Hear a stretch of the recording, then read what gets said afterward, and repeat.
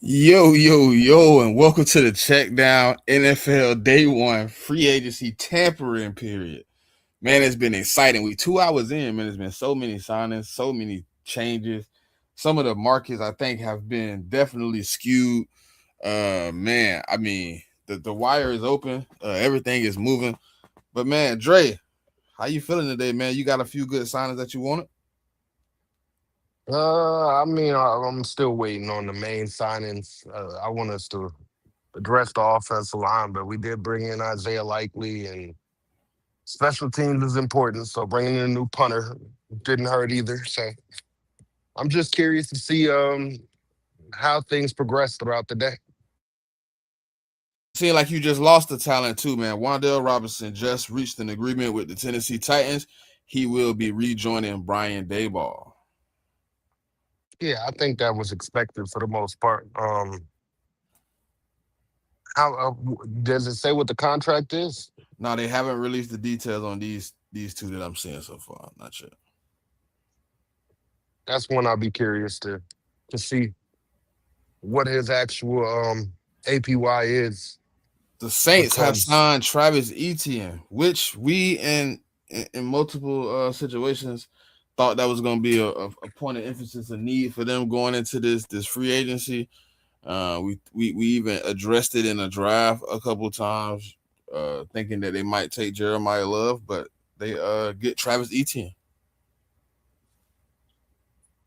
yeah, that basically takes him out the running to your point of taking Jeremiah Love. So we'll see what direction they end up going. And that's what I like about free agency, right? Because I think we get kind of fixated on these players that everybody likes. And then after free agency, you kind of got to change up your thought process for the most part. At least if you're a needs-based drafter. If you're just going to take the best player available, regardless of the situation, then things don't really change much for you after free agency. So I think JMIK, we're what's good, starting my to see brother? the scope of how things are going. What's up, JMIK? Jahan Dotson just signed with the Falcons. Yeah, so we got the deals Wandale got coming in. 4 years, 78 million, 38 million guaranteed. That's not bad, honestly. No, but they kind of crashing out because we ain't signed a receiver yet. So Tonga just signed with the Chiefs. yeah, I seen that, man. That kind of hurt, man. I ain't gonna Three lie. years, 21, 14 million guaranteed. Yeah, but the thing was like, I mean, like we wasn't giving him the set for what he does, man. Paying him $7 million is a lot for what he does, man. So, and I hate to see him go, but I mean, I'm glad to see he got paid though. Jahan Dotson got 2 years, 17 million with 15 million guaranteed. 10 And million y'all guaranteed. talk about that Linderbaum deal yet? We was getting to it. I'm just going down the list, Okay, Mick. I'm okay. just going down the list that I Hey, no, had. Okay, so Tyler Linderbaum signs with the Raiders, 3 years, 81 million, 60 million fully guaranteed. That makes him the highest paid with 27 million per year. Uh that's a elite that's a crazy jump, man, from man, he getting paid more than some tackles, bro. Like, let me say, he getting paid uh more than That some other make tackles is, bro. Andrew listen, hold on, hold Thomas on, is hold one of on, those tackles. hold on. Mike Evans has cut his list down to three teams: Chiefs, Bucks, Chargers.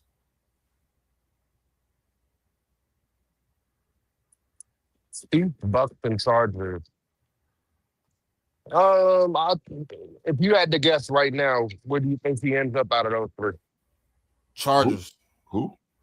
Mike Evans, he Chargers. cut down his they said his list is down to three: Chiefs, Bucks, Chargers. Man, I think he going back to the Bucks, dog. He doing all this moving around for what reason I don't know, man. I think he going back. Well, He I'll should take be- the oh, Chiefs. So yeah. we're all here at a stalemate. We'll see what happens with that situation. Oh, and the Travis Etienne deal was 4 years for 52 million. He got 13 per, and Travis went to the Saints too. So Yeah. So he got less money than Kenneth Walker, another running back that signed today. It's funny though because to me, ETN can do more than Walker can do. That's the funny thing.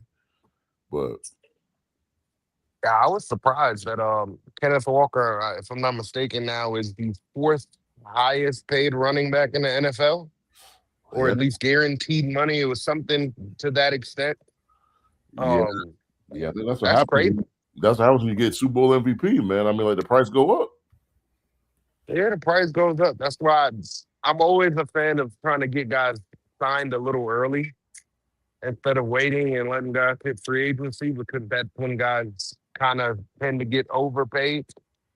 Kind of like a Tyler Linderbaum, right? Like, I think Tyler Linderbaum is a great player, but $27 million a year, which is more than Andrew Thomas makes, it's crazy.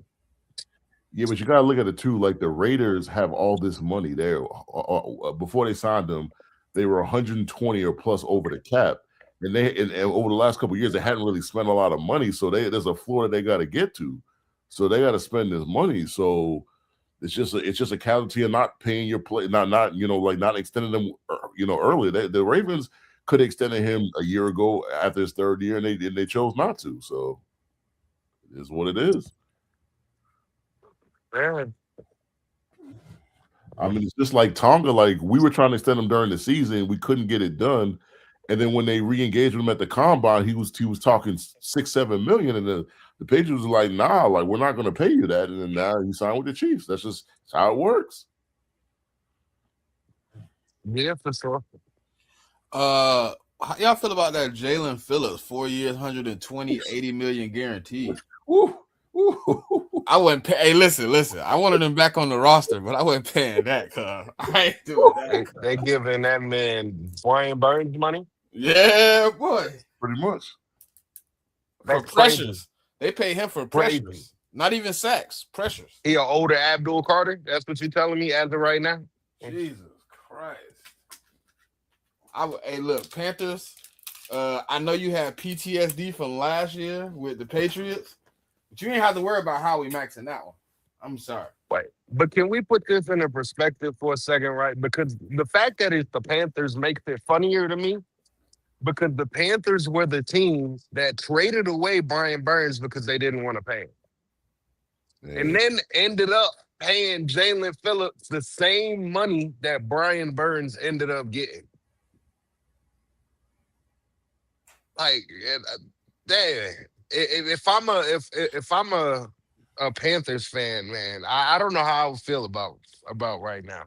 Like that's one of those moves that kind of would make me nervous and ask what direction this franchise is really heading in right now. But maybe I'm overreacting. I don't know. It's a little bit working backwards, in my opinion, for a player that's not even the same talent of the player you got rid of. They chose to do that, man. That's sometimes what bad management does.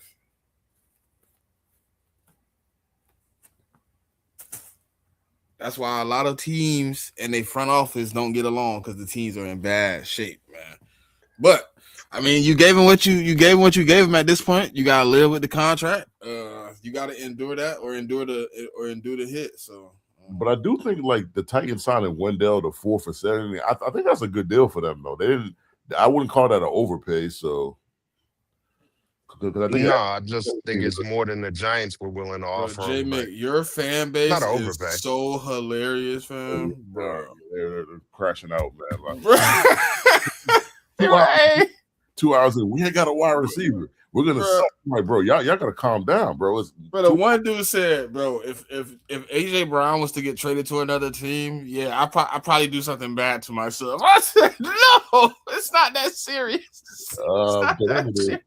I mean, once they lost it on, like, the funny thing is, we didn't sign Pierce, but we signed Draymond Jones. And actually, I like Draymond Jones. They didn't even talk. I was in the space with you. They didn't even want to talk about that. They were just like, nah, where's the quarterback?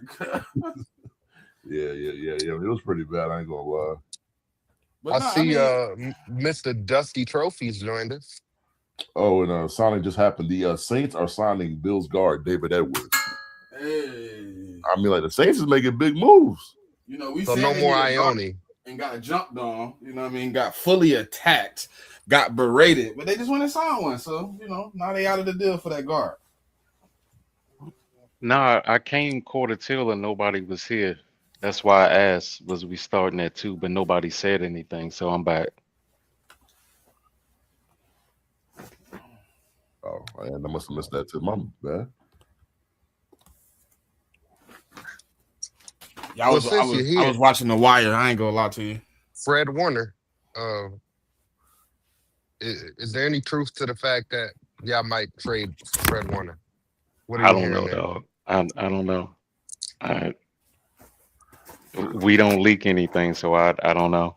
I don't see them trading. I mean, maybe Trent. Maybe if you get enough good enough return, I can see that. But Just asking. There's reports the Giants have been calling about Fred Warner, and I had to ask. man, I can't fathom that the Niners would trade anybody to the Giants, though. I mean, I'm that's just crazy. saying, like certain teams will not trade with other teams, bro. That's just the way it works. I mean, we ain't do nothing to the 49ers. I mean, you beat them in the 90s, didn't you? I beat them in 2012, well, 2011, not 2012, excuse me, too. But, that doesn't matter. But getting back to the free agency, sir, how you feeling about the stuff that is coming out around your team right now? Former Bill David Edwards is signing with the Saints. Oh, and he got $61 million. What the world? 61. Wow, how many years? 4 years, 61. So he So pretty 15 per? 15. That's actually not bad. Not bad. That's not bad money for a guard. See, but that makes that Linderbaum contract just look even more ridiculous. I'm sorry. The Giants released JMIK Gilliam. Good. We signed an all-pro punter today. So he was the highest paid punter for maybe all of 2 minutes until the next punter was signed. But the Lions are signing Cade Mays. That's actually a good signing for the Lions. Like, and they didn't give him that much money either. They gave him 3 for $25, something like that, which is a pretty good deal for what he does. Which the market, I'm telling you, that Linderbaum, it looks crazy when you look at some of these other deals on the market right now. So I don't know if this report is true or not, but there's a report coming out that the Seahawks and the Commanders are in a bidding war for a Mr. Trey Hendrickson. But but I can't. I mean, like, it's not coming from like one of the main guys, but it's a rumor out there. Why would we be going like if that's the Jalen Naylor to the Raiders? 3 years, 35 with $23 million guaranteed.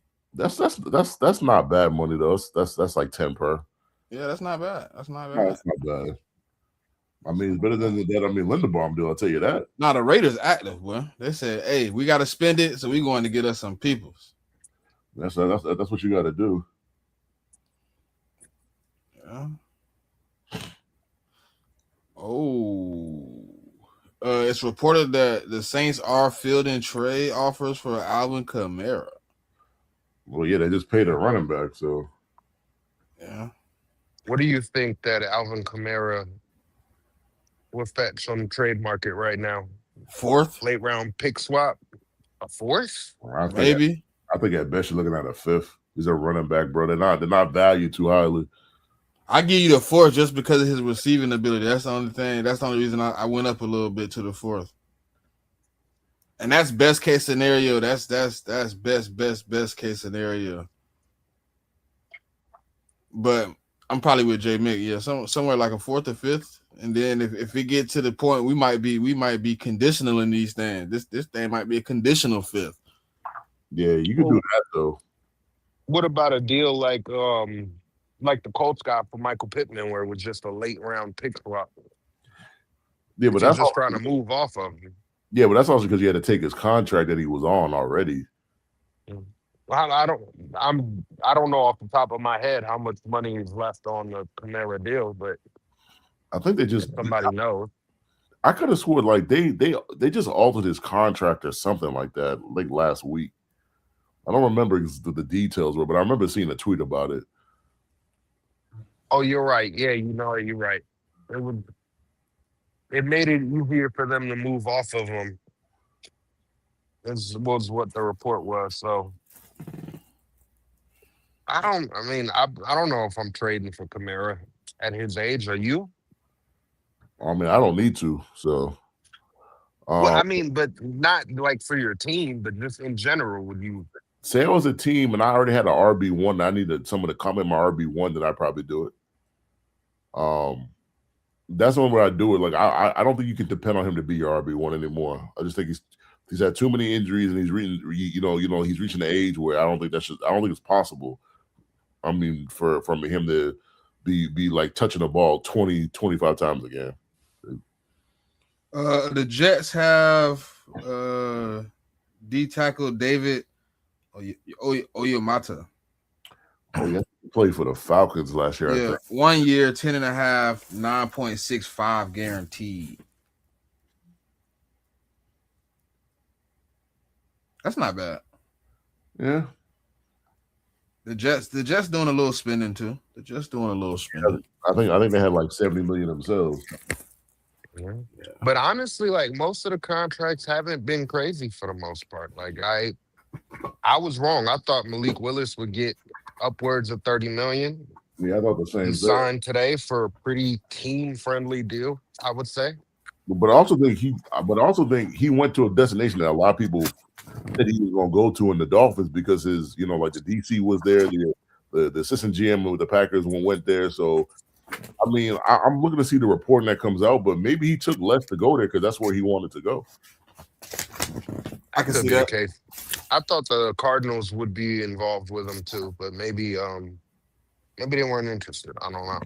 I mean, but one of my favorite moves of the day is the Cardinals signing Tyler Algier for 2 for $12, which I think is a great deal. Like what he gives you, and only have to pay him $6 per. I think that's just a great deal to me. Yeah, it is. See, former Giants tight end Daniel Bellinger also signed with the Tennessee Titans, a 3-year, $25 million deal. I think it was 24, one of Yeah, the two. yeah. And I actually like that deal to me. I mean, he's a solid tight end. You're not really paying him crazy money either. So I mean, 8 per isn't crazy, but considering I just got Isaiah Likely for 5 million more a year, I don't know. well, I mean, Isaiah Like is a different kind of tight end than Bellinger is, though, to me. I mean, Bellinger's a better blocker than him to me. So, and I mean, likely blocking wise, I don't like maybe he can develop more as a blocker, but right now as a blocker, he's pretty much average at best. That's a fact, but I don't know. Bellinger, for him, it's also a weird move, I feel like, because he wasn't really utilized by Dayball here. So I don't get how he's gonna go and utilize him there. I don't know. Just felt like he always had so much potential and it never actually amounted to anything. But not because of him, it was more so just to the position he was put in as a player. Didn't work out. So we'll see. Could end up being a steal, maybe.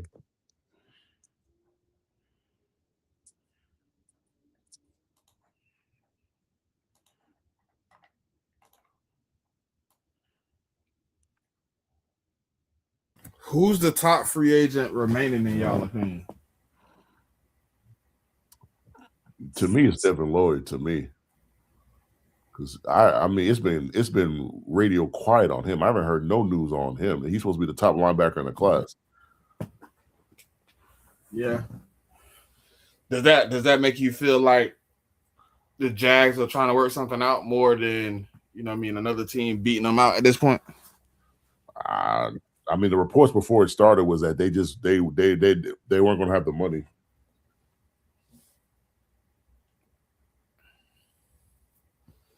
Trying to think. I would say Jermaine Illuminor. That's my pick. Um, he thinks he's the best right tackle in football. He did have a great season last year, or a pretty good season. Fell off a little bit down the stretch, but I do think he's one of the better tackles that's still available. And I don't think his price point will be crazy either. So I think it'll be good value. But we'll see. This market, I don't know. This market is crazy to me. I think the Kobe Dean, I mean, is one of those ones that's kind of tricky to me because there was so much juice behind him going here and him going there for him to still be out there, still be available. Kind of be confusing when I hear these reporters talk sometimes, man. They'll tell you, "Oh, this person has so much traction." We 3 hours in and he's still sitting out there. So, And who you talking about? Kobe Dean. Oh yeah, I mean, I don't know. But there's a lot of still big ticket free agents out there that haven't signed yet. So I mean, like top, like to be honest with you, like Tyler Linderbaum, I expected him to be signed within the first 30 minutes of free agency, and that didn't happen. Like it took some time. So. The only reason I didn't expect it because I knew the Ravens was gonna fight. I knew they was gonna shoot their best shot multiple times before they just let somebody take them. So I was like, all right, but I didn't expect it to take 2 hours, an hour and a half. I mean, the Kobe Dean could find himself back with the Eagles, though. I mean, don't you think? It should have seeming that way. Because I mean, with y'all not re-signing Jalen Phillips, like we tried. Shit. Yeah, I mean, but sure. I mean, I don't blame you for not wanting to pay 30. I want to pay 30. I just don't think Howie was paying 30. I think Howie said, okay, well, not only giving him 30, 80 million of it guaranteed. Yeah, we like you, bro, but have fun. You did a pretty good signing today, Pop. Travis Etienne, and you got you a guard. Mm-hmm. I need a couple of cuts though, but I'll say this: I wanted us to go after Etienne. I didn't think we would though, so that was kind of a surprise to see that. But I also think during this free agency period, they understood they needed to upgrade the offensive line. And I've been telling y'all I need interior guards for a while, so it was good for them to address that as well.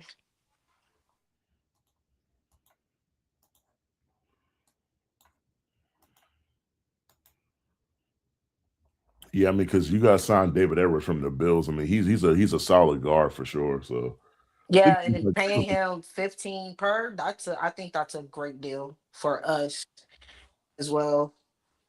Yeah, because I think in free agency he was like the second or third best guard on the market. I think it's something like that. So, and I thought teams like the Chargers or even the Texans might take a swing at him. It was nice to see for us to rub him up, and I thought he was a really solid player for the Bills too. So, like it.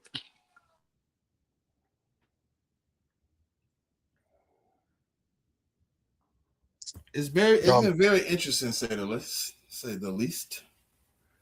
Today has unfolded some things, right? Yeah, I think you got teams who got some quality starters, also some depth pieces, certain positions for teams. Like I think a good signing in my opinion for the team was Naylor to the Raiders. I think he's a solid wide receiver to add to that pretty depleted core that they have over there. And I actually thought that deal was a responsible deal that they did, because paying him $10 million per for a wide receiver, because he's essentially a wide receiver 3, like that's pretty much what you pay wide receiver 3s that are veterans. So I don't.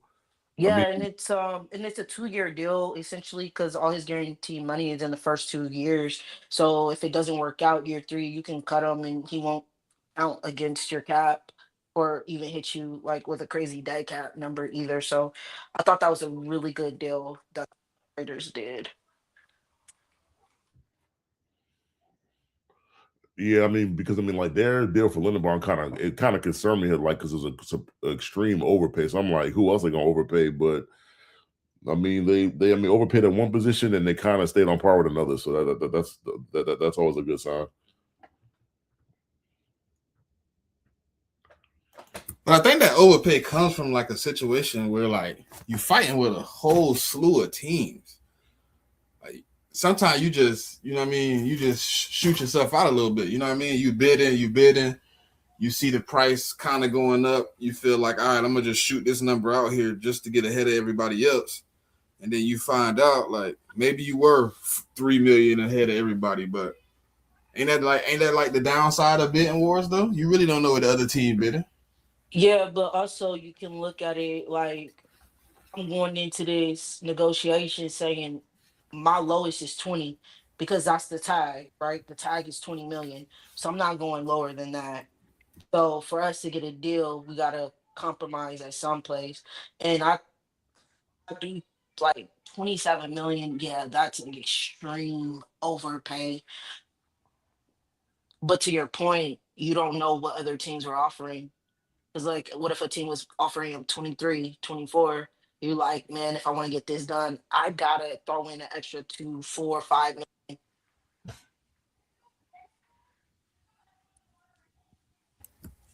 To me, To that's me, to me that that's always been the downside of negotiating. yeah. Go ahead, Smitty. My fault. I wasn't trying. Are you good? I was just saying, like that's to me, that's the downside. Like the at that point when you're negotiating, his agent has all the power. You really can't. You really don't know what said teams offer. So whatever he brings to the table and tell you is the best offer, you either have to be like, all right, we're gonna play it by ear and see if that's really what's going on, or you got to outshoot him, and then you get stuck in a situation where you might hear a report in a couple of days that he didn't get offered but 20 million from somebody else, and then you like, well, damn, we paid 7 extra million. All right, it's too late now, but that's always been the downside in my opinion. But go ahead, Dre. Yeah, no, I was gonna say this was like always my issue with bringing Linderbaum in is not the quality of player he is, but just that he was gonna outprice himself because he had too many suitors. And I don't. He'll never be. I don't think, in my opinion, he'll ever be able to live up to $27 million a year contract. I just don't see how a center ever can be justified in that.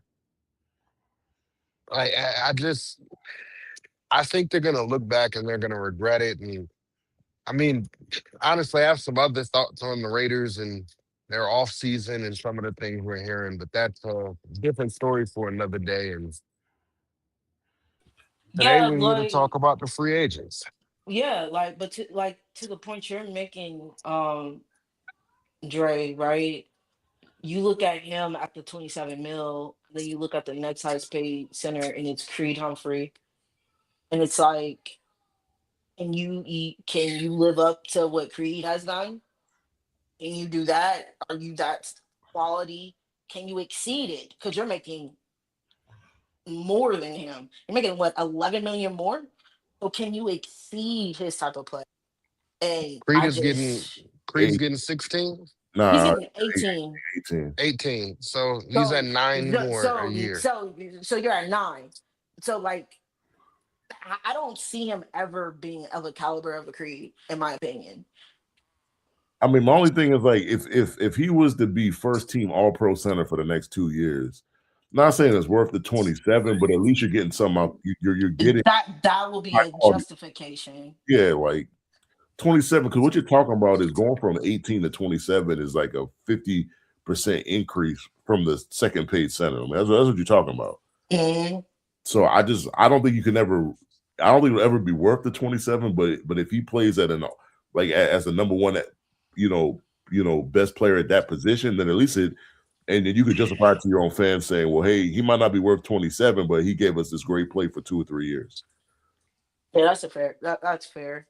Yeah, that's what 'Cause makes bad organizations stay bad, though, JMIK. Yeah, but I said this earlier, man. The Raiders have a certain amount of money they got to spend. So it's just when you got a certain amount of money you got to spend to get, because it happened with the Patriots last year. We're at the point we had to spend a certain amount of money because we hadn't spent in a couple years. So you got to do what you got to do to spend. yeah, that's kind of like if we Oh, don't and breaking spend. news. Go Mike ahead. Evans to sign with the 49ers. 3-year deal. Oh my god! What? Certified. Earth to certified. Are you there? Big brother, calling. Yeah. Big brother, sir. Yo, 3-year deal, too. It's not a 3 year deal. year. Oh, What Wow. what's the a APY? 49er.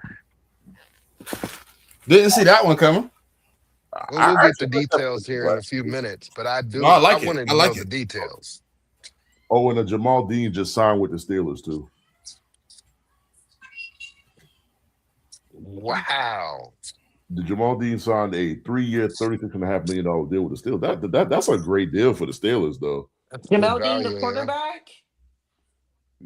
Yeah, corner. Yeah, that's. I mean, 12 paying him 12 million per. That's good value. That's good because he was asking for 18 from the Bucks. Um, That's the risk you take a hidden free agency. yeah, but I But Mike also Evans, 3-year deal. Man. Now, how old is he going to be at the end of that deal? in his late 30s, mid to late 30s. So he going to be old just like them trophies they got. Got it. Okay. Let me see how old he is now.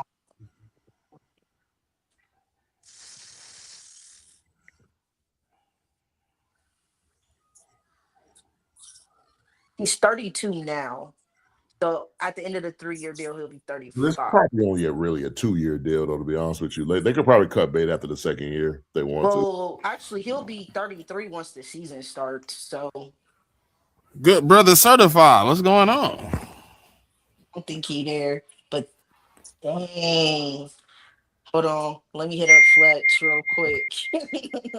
I don't think Fletch cared one way or another. I think he was ready to be done with Mike Evans, though. It's just, the 49ers, I did Nah, not. Fletch. Didn't we just get a Nah. report like not Yep. even 30 minutes ago that it was down to 3 teams and they were I not guess I named? guess I guess the 49ers said, let me get in here real quick. Yeah, but they were Hey. also in on the Alec Pierce market too, though. Like at the very end, because once Pierce signed back with the Colts, and they said that it was us, them, and the Commanders that were making a push for Pierce. Yeah, no, that's true.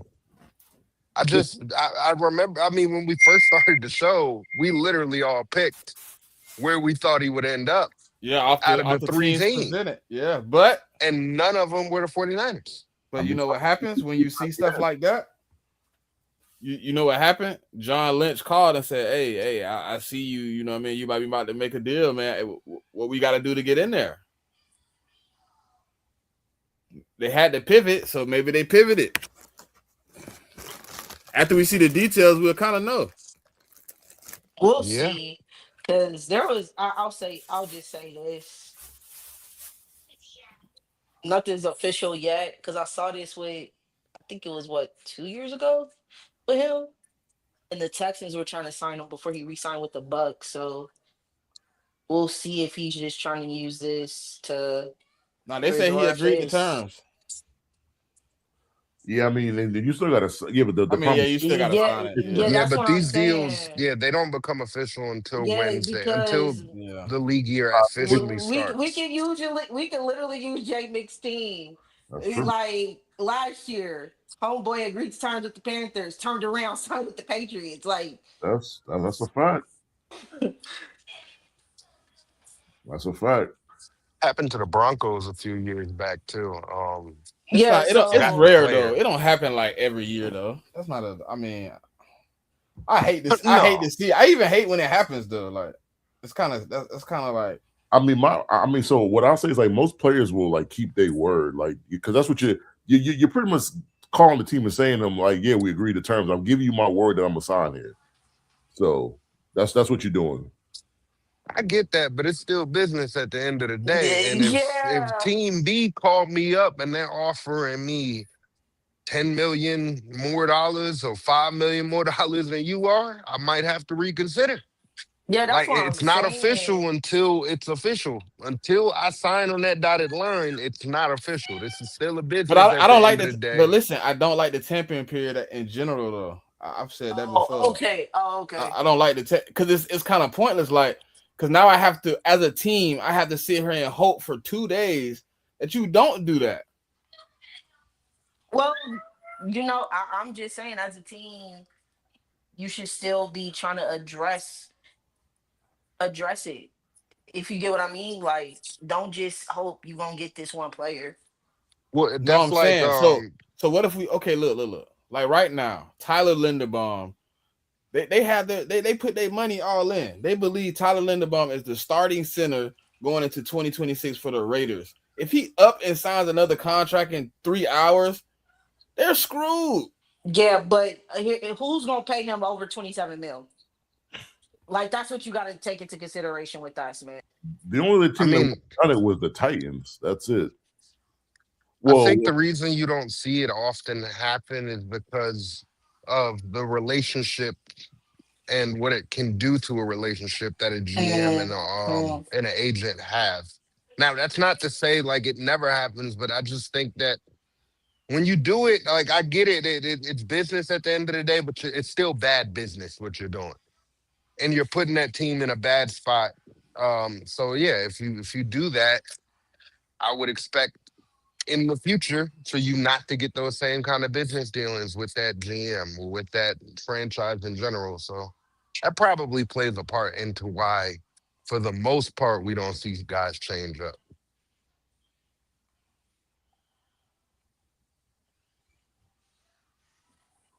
But speaking of guys changing up or teams also Mm. not being prepared and going all in on one Devin player, Bush, former Brown, signs with Mm-hmm. the Bears, 3 years, 30 million, 21 million guaranteed. mm, Mm. So he just took Edmonds' spot pretty much, huh? Mm-hmm. yeah. Well, Who's the Mike linebacker with the Bears?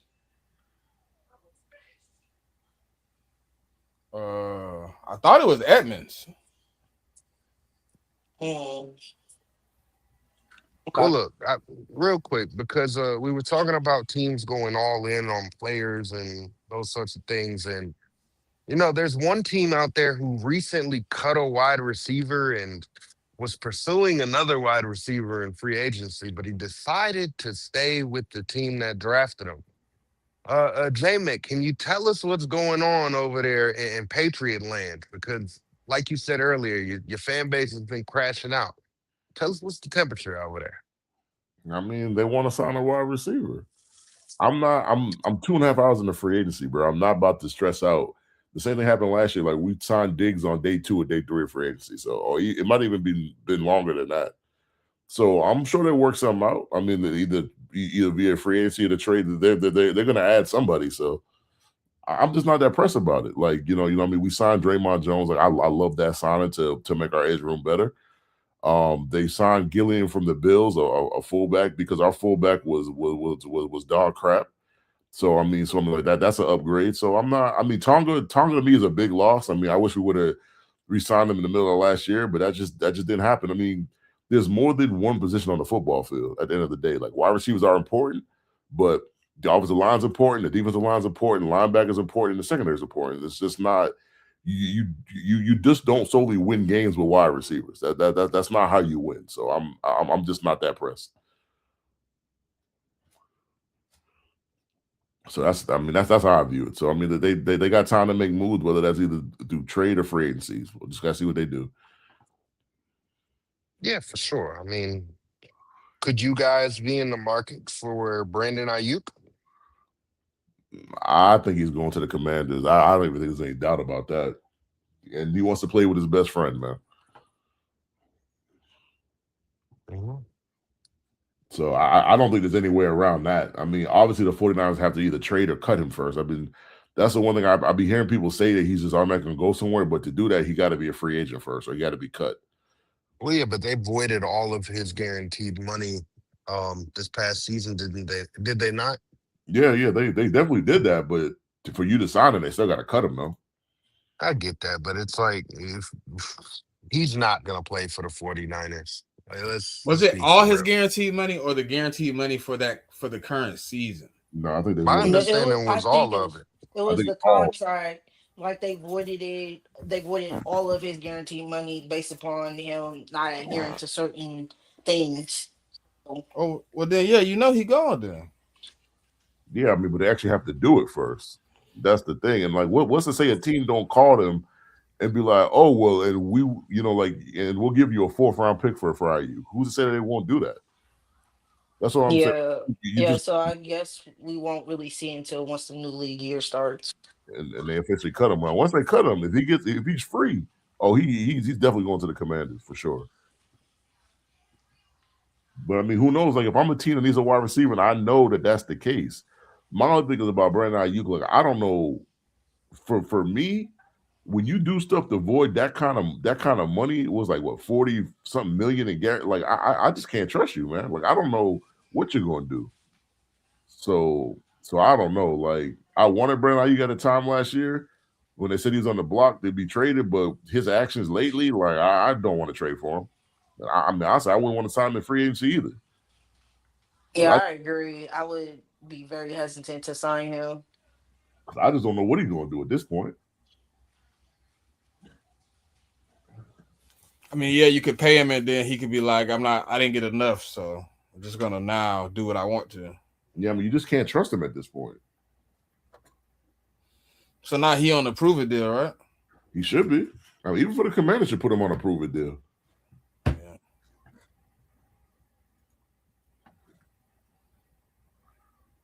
Well, that gotta be fake. I'm gonna keep moving by that. I mean, the Commanders are a prove it deal as an organization, so any contract they give them will be all right.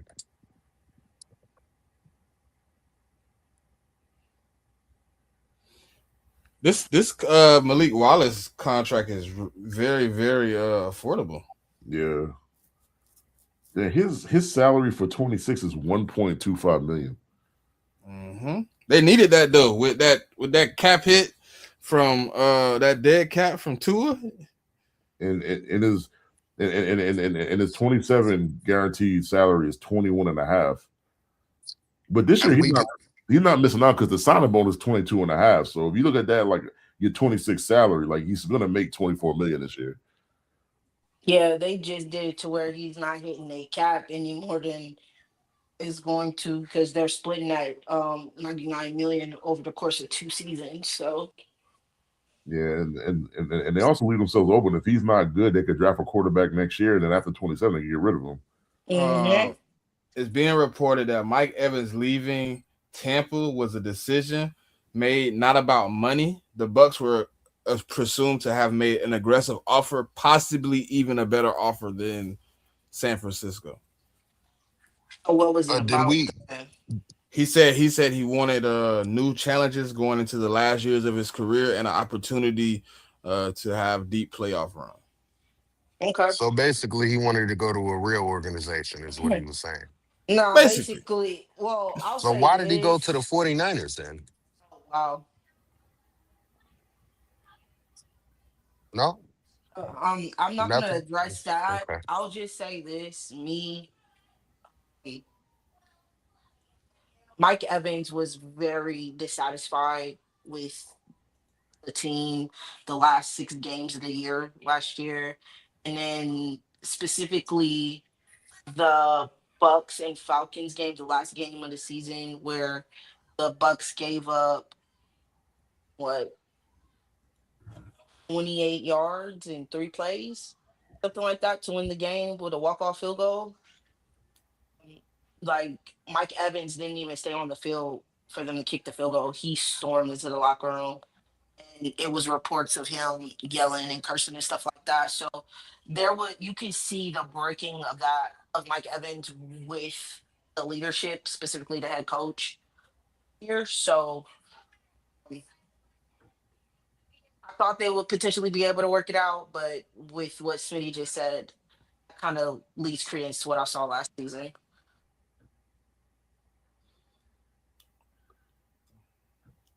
Sir, you there yet? You back? You with us? He can't be after all them shots I was taking just now. Like, I mean, maybe he's on a phone or something. Ain't no way. He might be busy.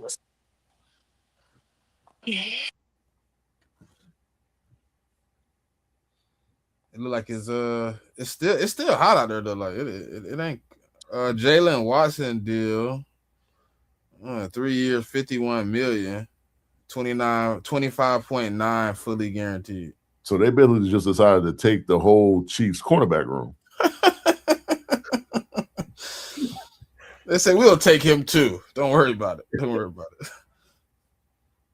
Well, I mean, they don't got to go in and address that situation at all. You know, they might be the favorites to win that division next year. I mean, they were the favorites to win that division the past year, and they still lost it. Yeah. Well, I think they'll be the favorites again this year. Is what I'm saying. I don't see another team in that division that is going to be able to keep them from winning the crown this year. At least not one in the state of California.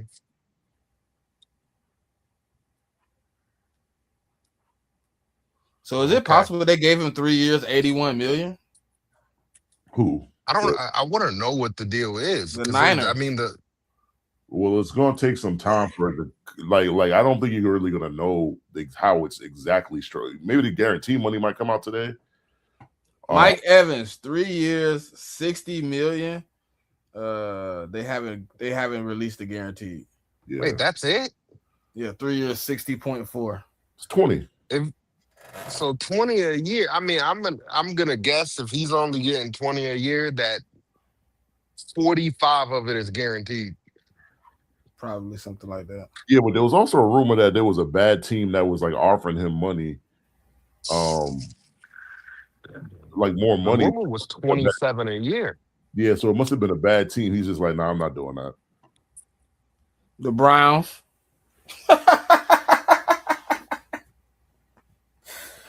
The Browns offered that 27. It could have been the Titans, and you know that's where receivers go for their careers to die, and he probably knows that too. So, you know, maybe he said, nah, I can't take that bread. I'd rather go over to California and chill out with Certified and them.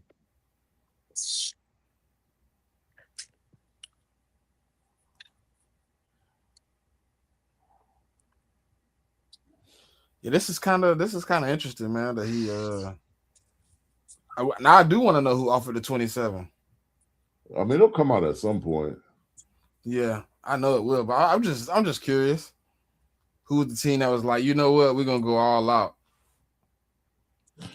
And then he was like, nah, no thank you. No thank you. I'd rather go pay high state taxes and make 20 million a year than come pay for you. He chose to play with Brock Purdy over Patrick Mahomes. I don't think Pat them offered 27 though. No, if anything, they offered that ballpark. No, if anything, they not probably offered like the 20. If anything, I believe they probably the ones that offer the least. I think so. Oh, I don't know. I mean, they're paying Kenneth Walker 15 a year. That doesn't sound like a team that's trying to save money right now. I mean, but think about it, like none of their wide receivers are really paying big money to. I mean, the left tackle they just drafted. I mean, you know, the center and the guard they're paying big money to. And then they chose not to pay either one of their corners. So it's like they have the money to give the running back that kind of money right now. And I mean, Kelsey came back, but Kelsey's getting paid $15 million. So, and the only running back they had under contract was the rookie they drafted last year.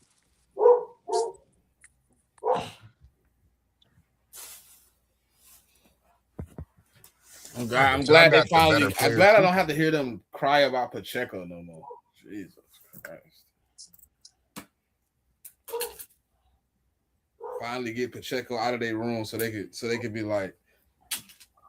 Yeah, but the crazy thing to me about the Pacheco thing is the first year they love Pacheco, they loved him, and then all of a sudden they started to turn on Pacheco. I think it's just because he didn't get better, Mick.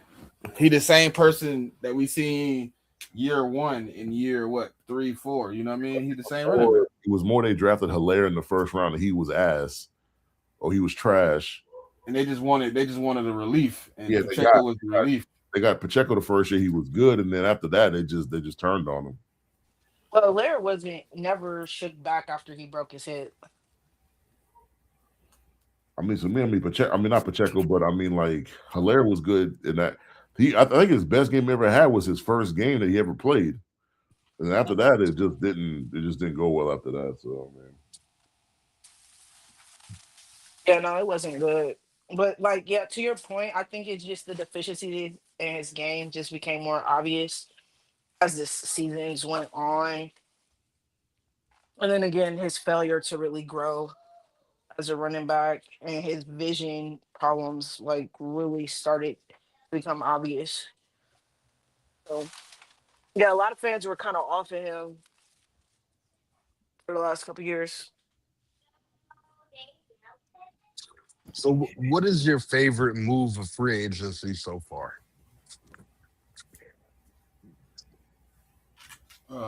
Favorite move? Yeah, any team. It doesn't have to be your own. Just any team. Um, I think Malik Willis to the Dolphins. There's so much hype around like how good they believe he can be. This, you know what I mean, how good they believe he really could be after developing in Green Bay for 2 years. So I really want to see if like he lives up to the hype, because I think like obviously they're going into a bad situation, but if you can get a guy that can kind of right the ship for 2 or 3 seasons and maybe even get an extension at the end of these 2 or 3 seasons, then you kind of like don't lose out completely on the money you paid. You know what I mean? So I think Malik Willis is probably like one of my top signings I like.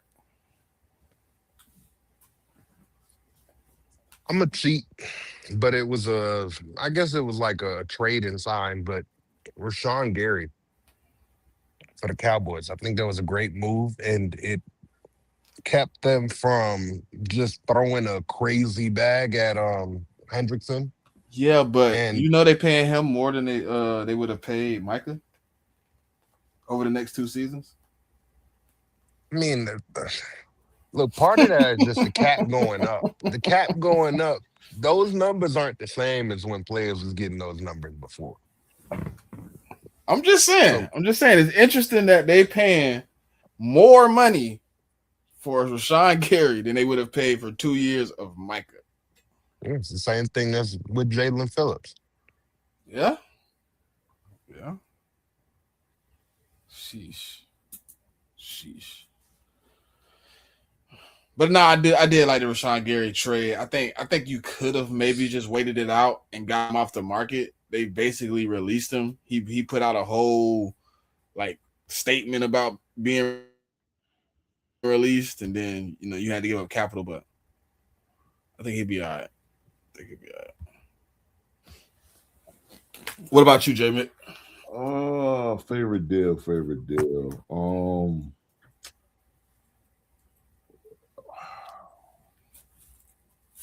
I'm trying to think what the deals are.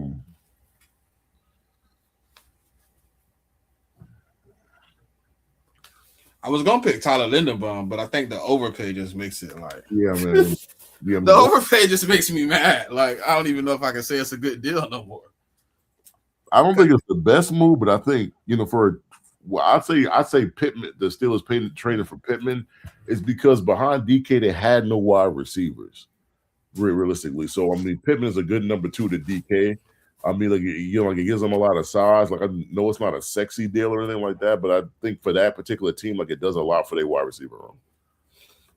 Yeah, and if you want a quarterback to come in and have some success, you're not just bringing them in to rely on one guy. Keaton Mitchell. Oh, he's tendering some good money. Okay. So a lot of the top guys are just kind of biding their time and waiting it out. Yeah, they're trying to see what it looks like. Yeah, so it's surprising. All right, so Tua's did you see J-Man? Did you see Tua 2026 cap hit? $67 million. Jesus. So the Dolphins are paying their quarterbacks a combined $75 million against the cap. And only one of them gonna be on the team. At least they got a quarterback somewhere. Huh? I said, at least they got a quarterback somewhere. I think that's to me, that's my favorite signing of the whole situation. Like, I think like if he does pan out and he works for them, like you really may have gotten a steal. Yeah, but to me, that was the worst kept secret. Man, we've been talking about this for months about Malik was going to the Dolphins, bro. Like that shit, we knew that was gonna happen. I was debating if he pivot, at some point, but I kind of thought like if Tua's out, then they really have to pivot with somebody like Malik Willis. Hopefully he's team friendly, but you never know. But he was able to work out somewhere. The cap hits is very team friendly oriented. So maybe they can go get some help. I don't know how they do that, but maybe they go out and somehow get some help. Because Tyreek out, so is there any low name wide receivers out there that they could grab? Or who? The Dolphins.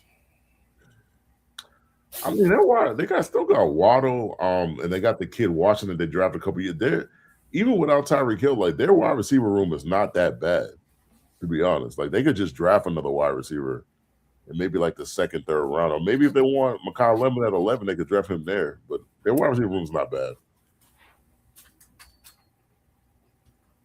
Yeah, but I think that's gonna be their plan going forward, though, Mick. Just like trying to get some of that low risk, high reward type signings if they can.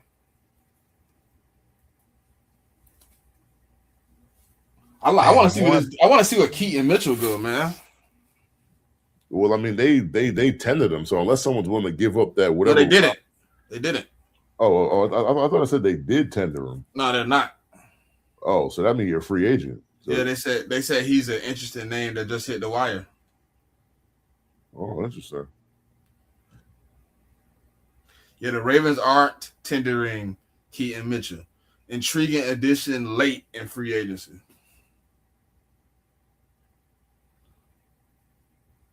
So that must have been a back and forth situation where they like, do they want to or do they not? He's so fast, bro. Yeah, but like they still got Derrick Henry and then they got Justice Hill though. I mean, Justice Hill's a fast running back too, though. Yeah. If you I like Justice Hill too. Keaton Mitchell, you could just draft another guy. Draft him late, 5th, 6th, 7th round, and just do that. I mean, the Ravens, they've been pretty successful at like drafting running backs late in the draft. So I wouldn't be too concerned if I was a Ravens fan. I'd be more concerned for the Ravens. That offensive line is going to be pretty bad. They don't got Linderbaum. 2 guards are bad. The only solid lineman they have is Ronnie Stanley at the left tackle. Everything else is just I don't know what to tell you. Don't they got Rosengarten? He didn't play well last year though. They got Daniel Falele too, man. Rosengarten will be all right, man. Boy, he was terrible last year. And then the other guard, the guard of the USC that got hurt at the combine, he didn't really have a good year either. Voorhees. He didn't play well last year either. You don't like Daniel Falele? That was a year removed from injury. That's crazy. Isn't he a free agent? Who? Falele. I don't know. I know all Raven fans hope he is, and he hope he don't come back. Yeah, but I think a lot of Raven fans fail to realize that John Harbaugh was not the guy that was keeping these players. It was your current GM. Like they be wanting to blame Harbaugh for everything, but the Harbaugh former Charger Zion Johnson reached an agreement 3 years, $49.5 million, 32.4 guaranteed with the Browns. The Browns get an offensive lineman with all the offensive linemen leaving. And what position does he play? Oh, guard. Guard. I don't remember hearing the Charger fans talk about him though.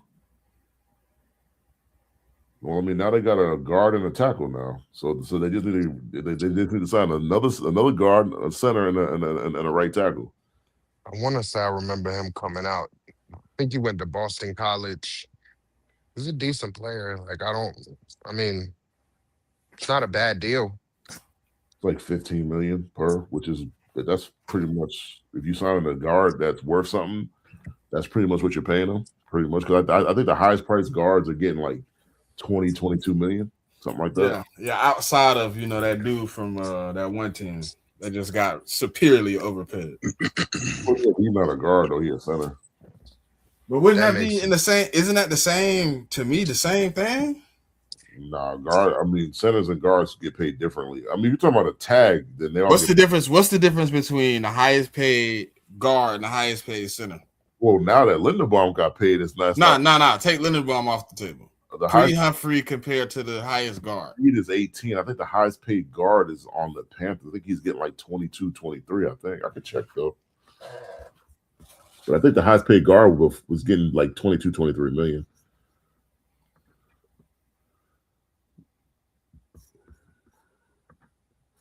Well, I mean, we could definitely check on that. But I know that got to be a joke. So looking at left guard, the highest paid left guard is Tyler Smith for the Cowboys. APY is 24 million. Okay. And I mean, let me just look at the right guard. I'm just kind of curious what the right guard is. They say the Browns are monitoring the doing their homework on Henry Ruggs. Yeah, so right guard, it's Trey Smith for the Chiefs. He's making 23.5 annual per year. So I mean, it's pretty much 24 at both guards. So yeah, that's that was a real account with Ruggs. I mean, he's they say he's available for. I mean, he's about to get out of. Is he about to get August? He get out. He get out in August. I mean, my God. I mean, of course the Browns would do that. But it's got to be crazy. It's getting a little quiet out here, man. What's going on? It's like the first wave, but it's like there's still a lot of guys out there that you could sign. Now that's what I was saying. Like it's quiet out here, but it seemed like so many guys still available. Yeah.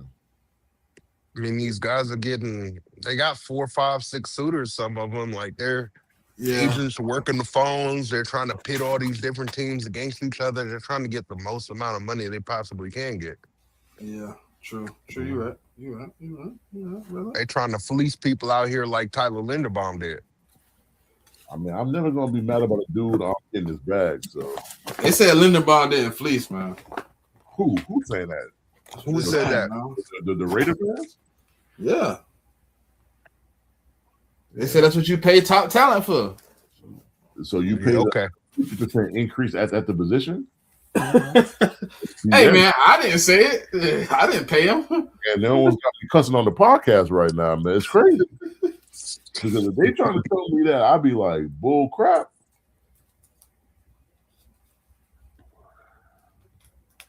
I mean, I think they're looking at it from the perspective of having a rookie quarterback coming in, having a vet center. They can help each other. So you pay that type of, you know what I mean?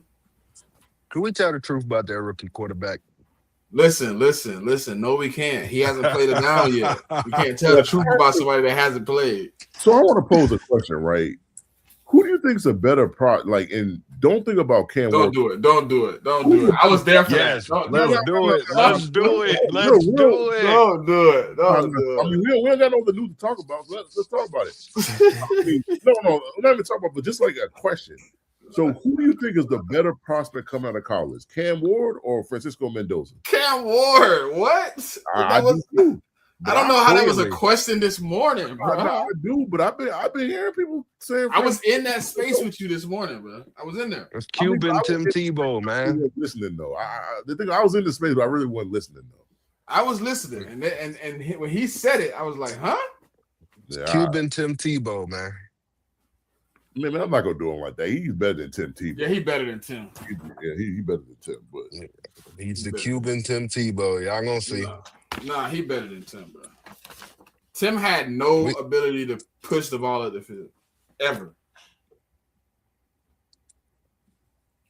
Y'all just wait, man. Nah, I ain't gonna go that far, but I will say Cam Ward, better prospect hands down.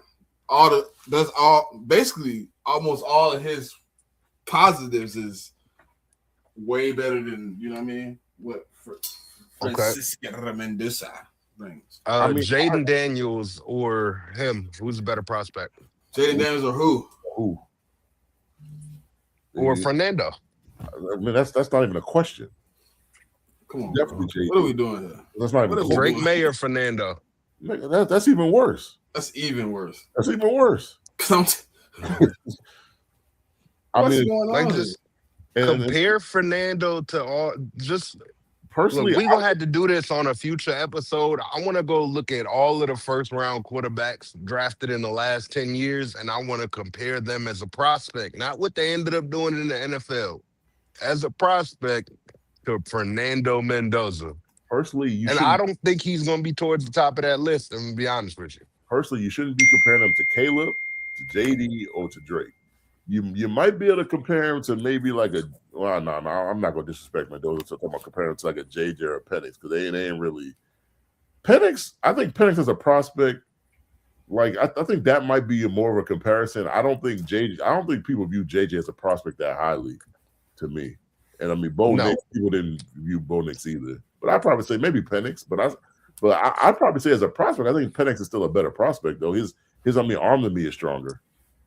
Yeah, but Fernando would have went before him just because of the injuries and stuff. So Yeah, that's one. But even then, if we put it into perspective, we're saying that Fernando Mendoza would have been the fourth best quarterback in the draft 2 years ago. See, that's yeah, I mean, as far as probably evaluation, yes. But when you go to drafting, I don't know because that's what shit get tricky. But I will say, I think she backstage. Okay. I'm definitely not saying that Mendoza a better prospect than so I mean the year before that would have been the CJ and the Bryce year. I'm not calling him a better prospect than Bryce. I'm not doing that. CJ, I don't know. I think CJ was a better prospect though. CJ was a better prospect than Fernando, yes. Yeah. I'm trying to think, was there and I mean, but I would say that Mendoza was a better prospect than Anthony Richardson, though. I will say that because Richardson was raw. He's just raw. But he would have gotten it probably. I mean, he probably would have went before AR. Because AR was just, like you said, he was raw. He just had that he was just that physical specimen, basically. And then also, if the Colts had a chance to draft Mendoza in the current situation of him winning Indiana University a championship, there's no way that they're passing up on freaking drafting. There's no way. That's a fact. So they got to figure out a way to get at least one of these Indiana stars on their team this year. I'm pretty sure they're going to draft one of those kids in the second round, probably when they get their first pick. I mean, they traded Michael Pittman today for a late round pick swap. Do you think that they'll be looking to address the receiver position in the draft? Well, since they re-signed Pierce, I don't think not second round, probably like third or fourth round, maybe. Well, they don't have a first rounder either, right? Yeah, they don't. I think second round. I think they gotta go somewhere on defense, in my opinion. Like they gotta get either an edge or they gotta get a linebacker. I think, but that's just my opinion.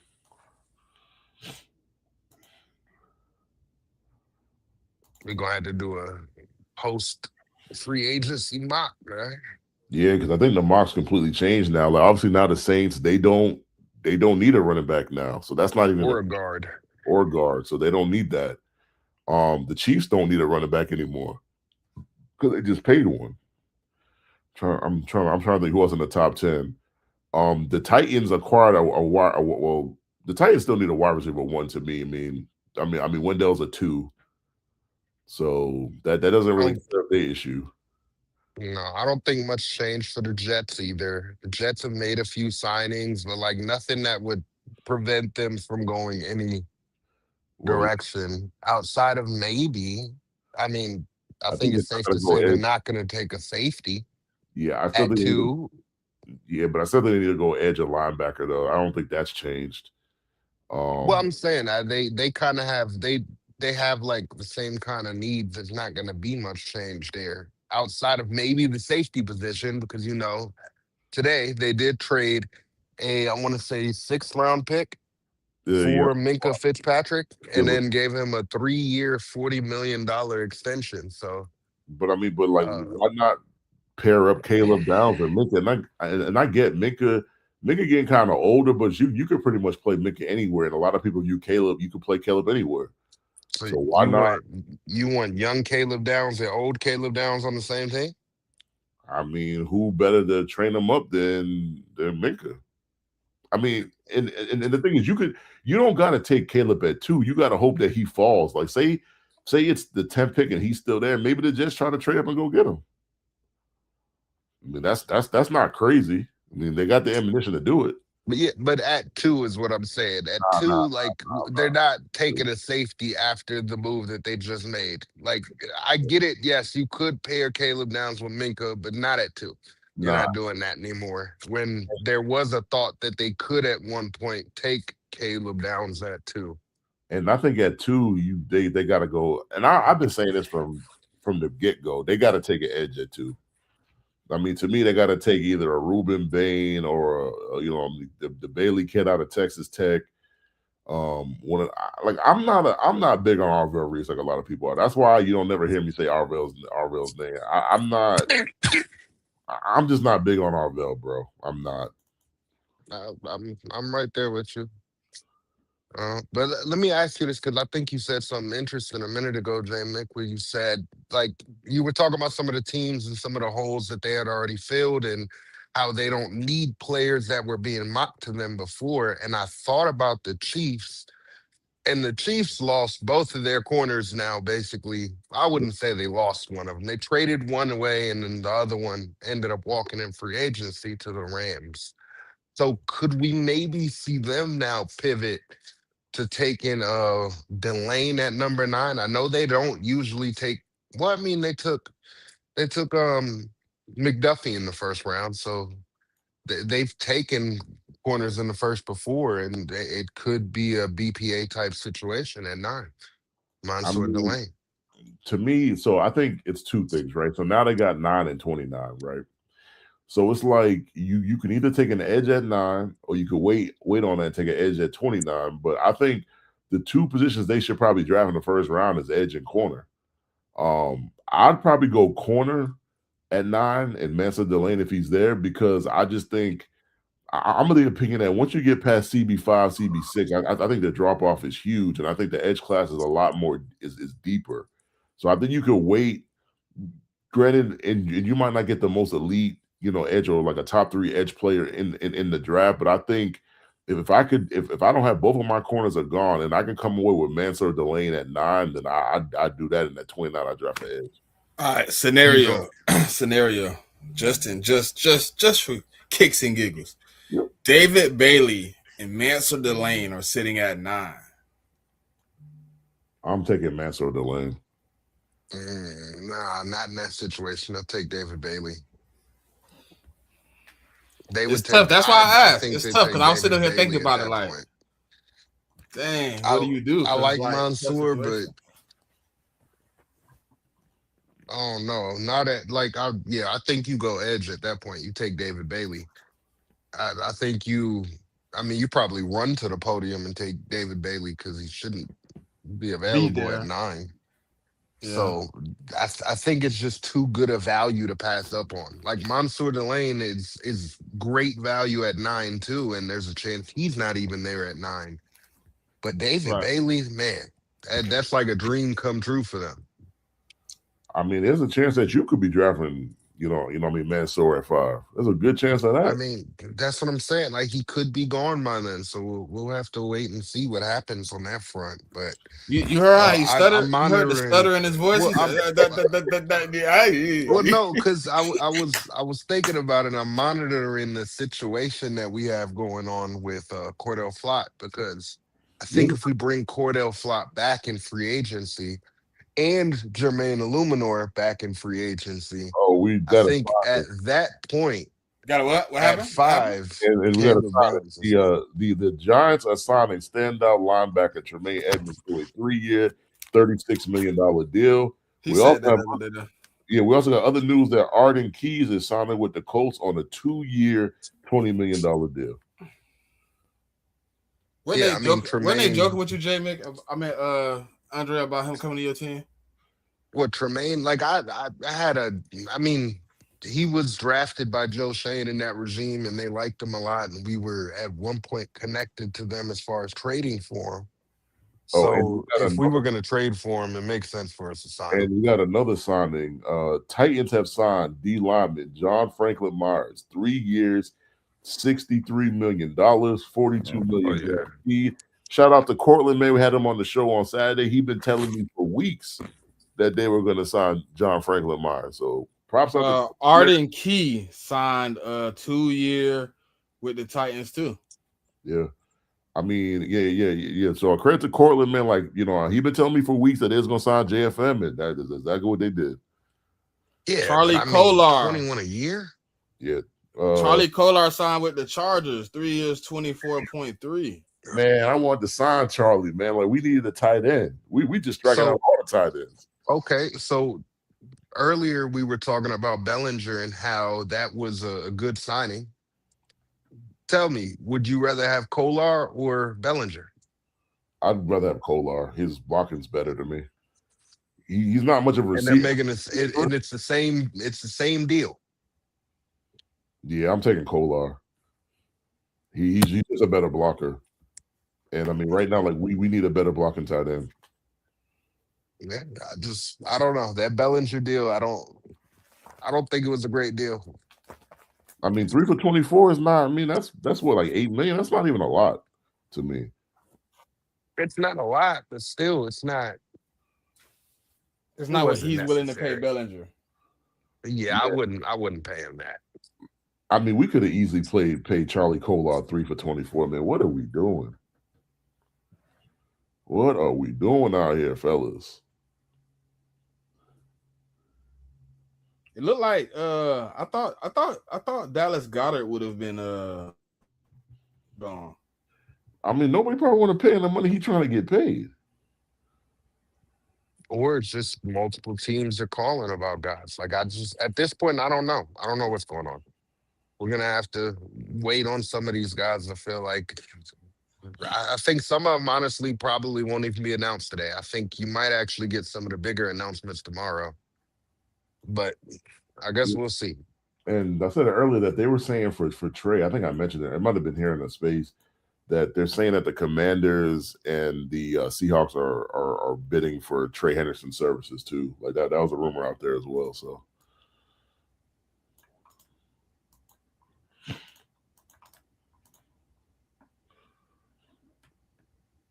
Which I mean, like Trey's still out there.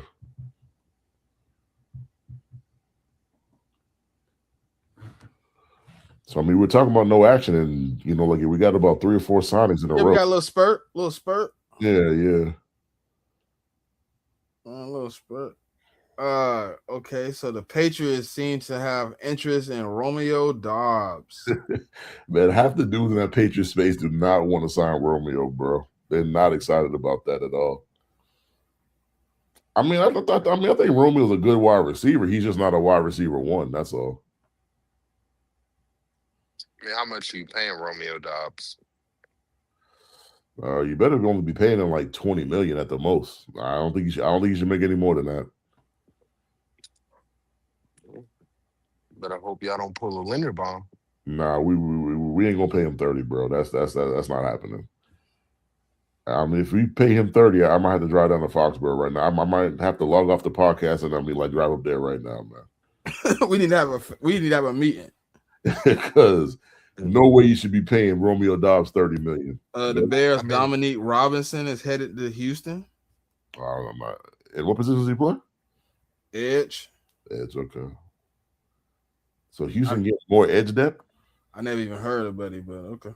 Well, that's just a depth move because obviously, like, they have their 2 main guys.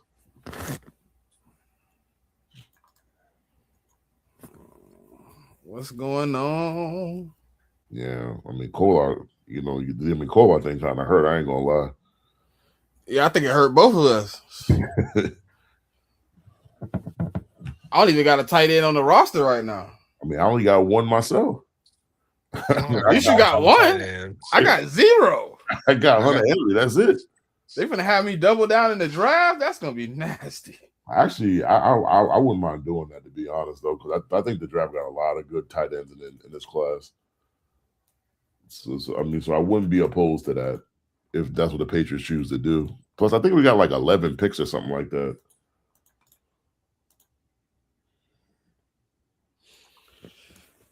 Oh, I guess John Harbaugh do like linebacker though. He has paid, you know what I mean, some good ones, some decent ones. I mean, linebackers are important, man. Like, I mean, trust me.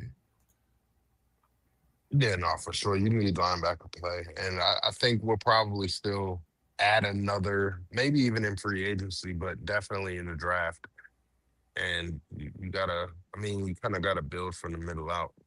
Hey, JMIK, your boy Savage is a complete disarray. Yeah, I first of all, calling him my boy is like an insult personally, but I'm just saying. I mean, y'all was in the space. Y'all Patriots fans, you know what I mean. So you agree with every Eagle fan? Nah. I look at it the same way, man. Nah. But if they would be like your boy, I'd be like, well, he my boy, but not his takes. His takes kind of trash. And then he completely went off he went off the deep end.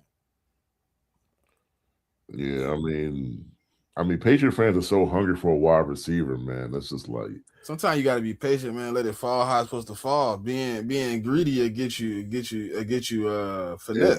Well, yeah, to get you the finesse, and you sign a bad deal with a guy that's not worth the money. It'll have you out here looking like the Raiders. Let's tell the truth, guys. Honestly, man, you saying that, but I'm glad they signed Linderbaum because over the weekend I was in them Raven spaces and they was talking about how they're going to sign Linderbaum and all this and the third. I'm glad he got the bag somewhere else. I'm glad that they signed Linderbaum too because I did not want to be the team paying Linderbaum like a tackle. Oh, Cordell Flott is now a Titan. 3 years, 45 mil, 32 mil, fully guaranteed. He's spending that money. So, yeah, I almost said some words on here I wasn't supposed to be saying. So, I don't love that. I'll tell you that much. I do not love that.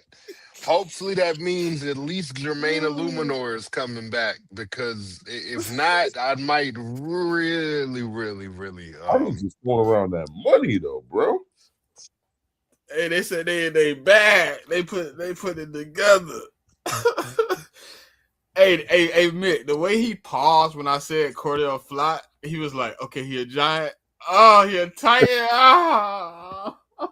The Tennessee, I mean, I'm gonna have to start calling them the Tennessee Giants at this point, honestly. Oh, when Bellinger, Wandale, now they done got Flott. Like, man. J.K. Dobbins is nearing a deal with the Broncos, per source. Oh, he's staying. Okay. I mean, they need to do something. I mean, like a running back. Was you willing to pay him that though, Dre? $15 million a year? Yeah. I'd have paid him 15. I wouldn't have been mad at 15. That's not steep for a corner, though. I wouldn't have been mad at that.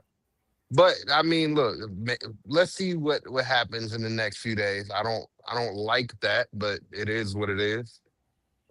Maybe it'll net us a comp pick at the end of the day. And they gave him $32 million guaranteed too. Yeah, I just need Jermaine Illuminor back on this team now. I ain't just throwing their weight around. Yeah, they said they got to get it right. Oh, for sure. They ain't got a choice. I'll tell you what, they signed Jermaine Illuminor. I might have to log off and book me a flight to Nashville. Why you put it up on? Nah, you got to pull up on your GM. I mean, Nashville looking like Giants South right now. I ain't gonna lie to you. I'm playing. We're gonna have to start calling the Tennessee Giants, man. Look, hey, JMIK, he gonna pull up. They're gonna be like, you might well just get you a jersey, man. You might well just. We got you, bro. You know what I mean? We taking all Giants fans right now. We taking all the Tennessee Giants. Yeah. I mean, but they did take Dayball, so you got to think Dayball was in the room with these guys for seasons, bro. He has a lot of respect for some of these guys, and if he can get them paid, I mean, but that's what he did. I mean, that's why we signed Draymond Jones. Draymond Jones was a Titan, bro. Yeah. And like we wanted to trade for him, but like the petty owner down there didn't want to do business with us at all. So I kind of knew we were signing Draymond. Like I wasn't Like I wasn't surprised by that signing at all. I mean, would you have done business with you, my brother? I mean, she fired him, and we just hired him. What's the problem? We ain't telling her to fire him. Good brother. I'm just asking you. At that point, would you have done business with you? Just saying. First of all, I would have never fired Mike Vrabel to begin with. If we want to start, Probably. We can start there. We can start right there. I would have never fired him in the first place. But personally, if I'm talking to a team, I'm trying to trade a player, and you're willing to offer me the best compensation, I don't care how much of a beef I have with you or not. I'm taking them. I'm taking the best compensation. Like, I agree with that. Like you, JMIK, that's like you can't ask for the divorce and then get mad at me when I done blown up after the divorce. Like, how you gonna get mad at me? Oh. You wanted this. Maybe you should talk to your fan base then, good brother.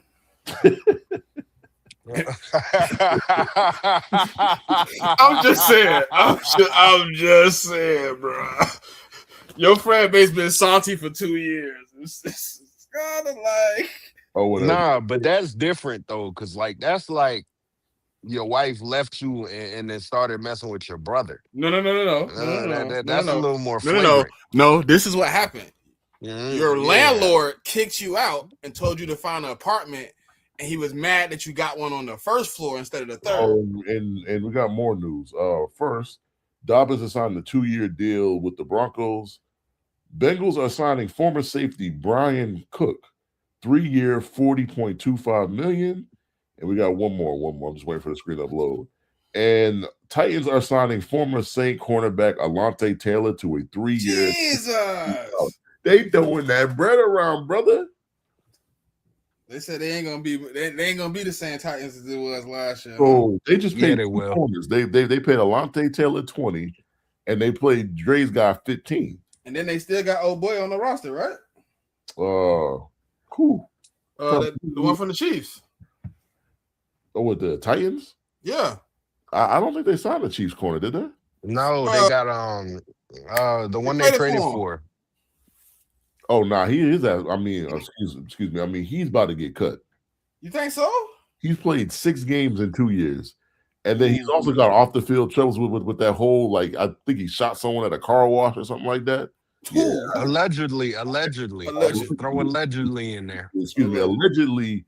That's what he did. Allegedly. I don't think Snead is going to be on that team coming 3-4 weeks down the line. And but if he does and he's healthy, I was just saying if he does and he's healthy, I mean, he might be in a good spot. Yeah, maybe. Oh, and we have another signing. Josh Jobe is re-signing with the Seahawks on a 3-year, $24 million deal. It's actually a good deal for the Seahawks, actually. So would you rather have Daniel Bellinger or Josh Jobe? Positional value. I'd probably take the corner. I think corners are important in this league, right? You know, like this. All right, so far I've asked you that on 2 guys that have gotten similar contracts, and you said you would take both of those players over Daniel Bellinger, but it's still a good signing. I mean, I don't mean I think it's a bad signing. I think Daniel Bellinger would not have been at the top of my list, but like if the Patriots would have signed Daniel Bellinger, I wouldn't be mad about it. Like, I mean, he's not like they're paying him $10 million per. I mean, it's like 8. It's not bad. Yeah, the Titans throwing their weight around a little bit right now. You gotta start calling them the Giants now, man. Nashville Giants. Nah, they taking more than Giants no more, man. They just took a Saint. So. I mean, Titans is trying to have that like Patriot turnaround for what I see. The way they throwing around this money. I think they start. I think that's gonna be the new thing, Mick. Finish 4th place. You change everything up. We going all in the next season. You gotta be careful about that, man. That doesn't work out for everybody. It don't, but I think that's gonna. Bro, you know this a copycat league. Like, come on. You don't think people are gonna try? Like, okay, look at the schedule we got next season. Let's just go all in. If we miss, we miss. But this our best chance. Let's try it now. Or we got hardball now, so we gonna win like that, right? God, well, I was talking about the Titans though, because like y'all not throwing around. Like the thing is, y'all aren't throwing the bag right now. Like, y'all not throwing. That's because we don't have as bad of a roster as the Tennessee Titans either. The Tennessee Titans roster is terrible. Yeah, I definitely can't argue with that. You got a point there.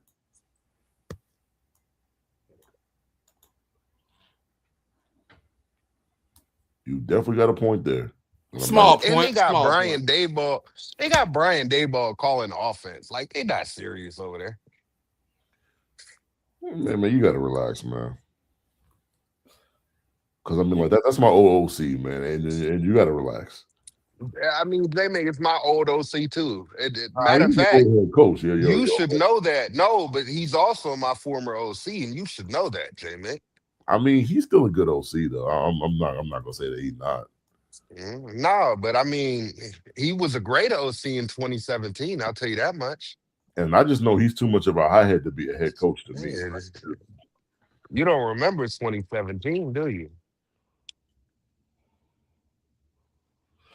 Oh, 2017. You remember 2025? Oh, a certain finally back, boy. You remember 2025 light skin lemonade?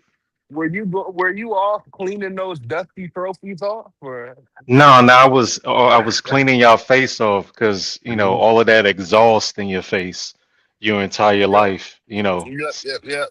So standing behind my tailpipes. Newest where you and your edition, entire franchise has been your entire existence. Your newest wide receiver edition is just about as old as your Super Bowl drought. So, how do you feel about it? $20 million a year for Mike Evans? Yeah. Okay.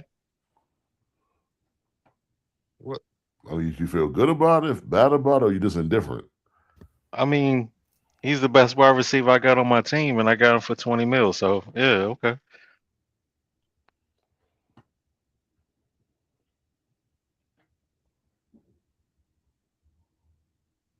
Oh, what sir say about the move?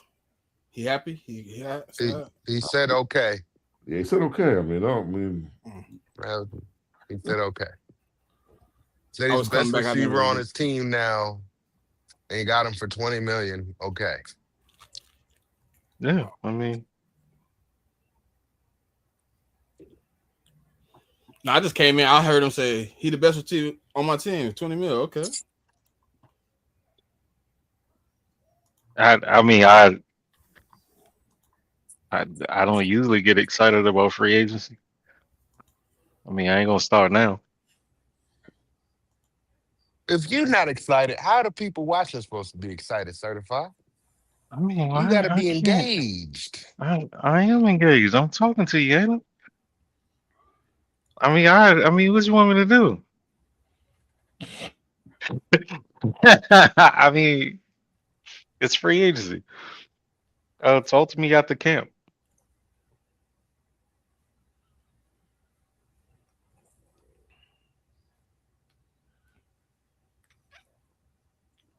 This gonna be man. And I just think people take this approach where if you spend money, it's bad. Because I'm seeing a couple of messages I'm just like, do people understand that the Seattle Seahawks and the Patriots last year, they were out of the top 5 teams spending money, they were 2 of the top 5 teams, and it worked out. Like, I get it, historically, it don't really work out. But sometimes, if you spend money the right way, I mean, it can work out for you in a positive fashion. So, I mean, yeah, if you're trying to, construct a roster, yeah, but most of these fans are fans, and most of these fans only know big names. They know nothing about what their team actually needs. They just know names that they hear. So, if you're not signing names that they hear, that they recognize, then you know how it is. Same thing every year. Yeah, that's true too. Titans so far have signed Alontae Taylor, Cordell Flott, John Franklin Meyer, Wan'Dale Robinson, Daniel Bellinger, and Mitchell Trubisky today. I mean, the JFN move is sneaky. I know he got paid a lot. It's not really that sneaky, but that's a really good move in my opinion. I mean, like they traded away Sweat to the Jets, but I mean now you're pairing up JFM and Jeffrey Simmons together. Like that is a formidable interior of their D line to me. You know, it's a great I mean, duo. but if you, I feel like the Jets are killing it right now, and they still got all their draft picks. You know, so I don't know. Might be something to look out for. I mean, you can look out for them, but I'm not worried about them dudes. Personally, I'm just not worried about them. They don't until they can get the quarterback situation right. I'll never be worried about them. And then I get it, like they're free agency, like they've got a lot of guys on there, like they've attacked the D line, especially the tackle position on the D line, which is, I mean, the moves are good. Not saying that they're not, but like for me to believe in them, like they gotta get that offense fixed. And until they do so, I just cannot believe in them. I mean, honestly, and we're gonna see. I mean, like you know, Kyler Murray's still out there. Like they got the second pick in the draft and the 16th pick. They could draft Ty, or they could just hold off for another year. Like I got to see what they do at quarterback first. So I would assume All right. that sometime in the next few hours, you see Brandon Ayuk officially get released. Why? I mean, you don't owe him any money, so I mean, and you're not paying him any money, so why not let him go? You voided his contract. Why let him go? You voided his contract. He's definitely not gonna play. Well, we voided his contract. We wouldn't have rights to him. We just Y'all voided. We just You voided voided his the guarantees for 2026. He still has a contract. He's still under contract. See, I mean, that's what I was saying earlier. Like they don't have to. They got it before. I said this about. That's why I asked y'all earlier to. That's why I said did they void his voided all of contract? his guarantees. That's why I asked. Yeah, I well, asked the question, and y'all told me that they voided everything he had left. So you have to release a dude if he doesn't have money left. Oh no, I mean, the guaranteed money. He That's still what I'm has saying. money If you don't on have the money, contract. if you don't have money to be made, but me playing game to game, you usually get released. Well, I mean, just because you don't have guaranteed money doesn't mean you don't have money to be made. There's money to be made. It's just not guaranteed. Yeah, he has money on his contract. It's not guaranteed up front. It's a week by week situation. Okay, well, I don't think he's gonna play on that though. Yeah, I mean, does he have a choice? Yeah. I mean, what's his choice? The choice is not to show up. Yeah. Okay, and then he doesn't get paid. This is true. And he just stays on the contract forever. Yeah, or I mean, he could come back week 8 and just play the rest of the year. Just to be accredited the year. He could do that too.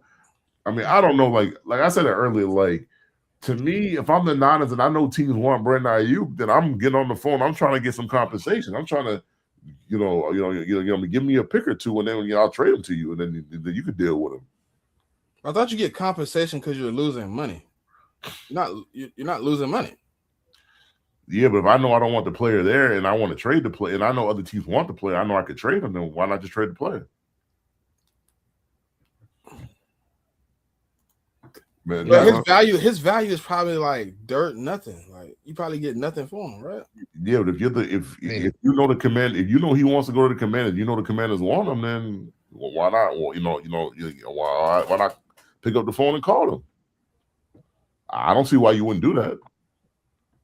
You can call, but that doesn't mean they have to make the move either. They could just say no because we don't think you're going to have him on the team anyway. The relationship is fractured. You voided all of the guaranteed money in the contract. What for incentive do you have to? I thought it was all his guarantees. It was the guarantees. For 2026. Yeah, but I thought they did it for all his guarantees. See, that's why when I asked y'all earlier to clarify. My understanding was all of the guarantees, not just 2026. Well, I'm reading the report right here, and it says they only for the 2026 season. So when I asked y'all earlier, okay, so it was a misunderstanding on my end. He still has 2 years. He has 27 and 28. Yes. Still has guaranteed money. Yeah, I'm looking at his contract right now. So he still has a good amount of guaranteed money left. Not on over the cap. That's not what it's showing on over the cap. I mean, over the cap is showing 26, 27, 28. He has no guaranteed money. Oh, well. That's what it's showing over the cap, man. So now his cap numbers are for 26 it's 14 million, and then 27 and 28 it's 41 and 43 million, and then followed by 2 void years. So I mean, those are his cap charges. But yeah, I mean, I said it earlier, man. If I'm the Niners and I know you want a player and the player want to go there, then you have to play ball. If not, I'm just gonna hold on to him. And I mean, honestly, the cap number this year not that bad. It's only 14 million. So I could literally just hold on to him at the 14 million and I'll be okay. Like, to me, 14 million is not that much to burn off your cap. Now the next year at 41, and that's a different story. So I'll say that.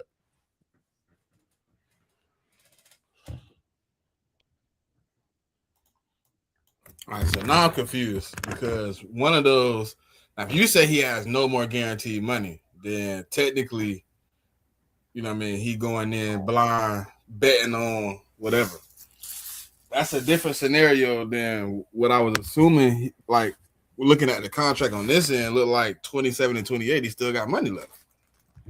Yeah, but you said over the cap. I'm looking at what this is, Sports Track. What, Spot Track? Yeah, I'm looking at Spot Track. Yeah, I mean, when it comes to contracts, I primarily use them over the cap. I mean, I find them to be more accurate to me. But my understanding was there is no more guaranteed money, and that he signed the contracts. He signed the contract right before all that happened, didn't he? Mm-hmm. So if there's no more guaranteed money than it was all the guarantees, then that was voided. Then yeah, from the contract, from that extension, all the money they guaranteed him, they took all of it back basically. And part of it was a roster bonus that would have already been paid by now, right? Nope. Oh, I got guaranteed. That got canceled too. That's what I'm saying. Part of that was, the $24 million roster bonus that got canceled. Like, I don't see why he would want to stay with the organization. Oh, he doesn't have a choice. It's fractured. It's not up to him. Why you would want to keep him at that point, though, either. Well, because other teams are calling. So why would we release him? Oh, and just some news, minor news, but the Lions have signed offensive lineman Larry Borum. Oh. I'm not sure who that is, but me either. That's the tackle from the Dolphins, I want to say. Yeah, the picture from Rap Sheet is from the Dolphins, yeah. So, I mean, it gives them more depth, I guess. What's the deal? They haven't come out with the numbers yet. Like, that news just dropped like a minute ago. I can't imagine it's big money if he played for the Dolphins last year because their offensive line wasn't really that great last year. But I mean, as soon as I get the numbers and I'll give you those numbers. Oh, and another deal that dropped like a couple minutes ago. Marcus Mariota is re-signing with the Commanders on a 1-year, $7 million deal. Go to Marcus. It's a solid backup, man. Oh, I mean, I would encourage anybody to still go watch for yourself. But on PFF, his grade is a 60 overall, which was 64th out of tackles, and it's 89 total tackles. So yeah, his pass block grade, he was 50th, and his run back block grade, he was 76. Yeah, I mean, it gives him some depth at least, I guess. Well, he's still young though, so maybe like he's only 26. It could be a guy that they just take a chance on to see if he develops maybe.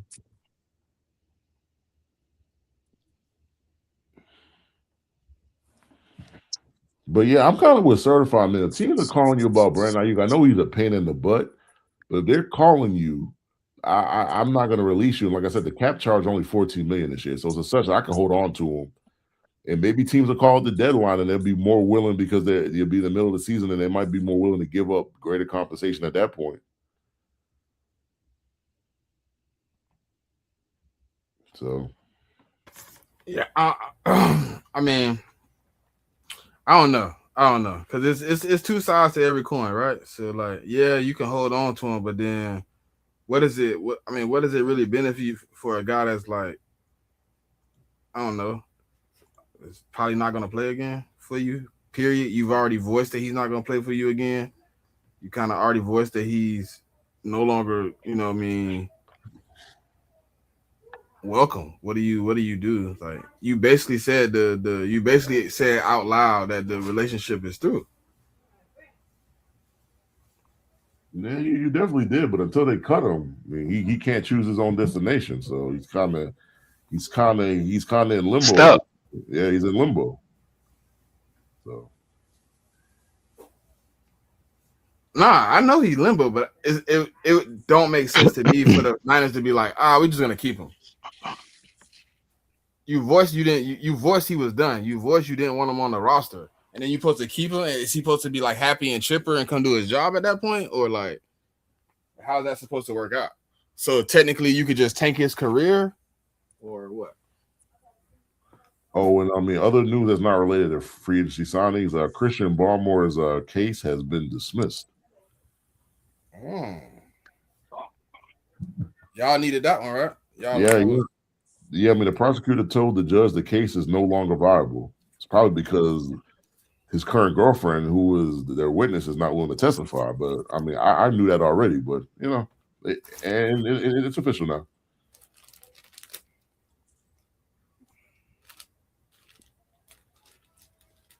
Yeah, but I mean, we still got some big key free agents out there, man. We're just still waiting on them.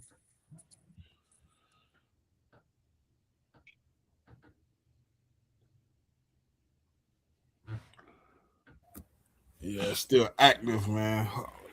Wonder. I mean, obviously earlier we named a few free agents, but I think those few free agents got signed.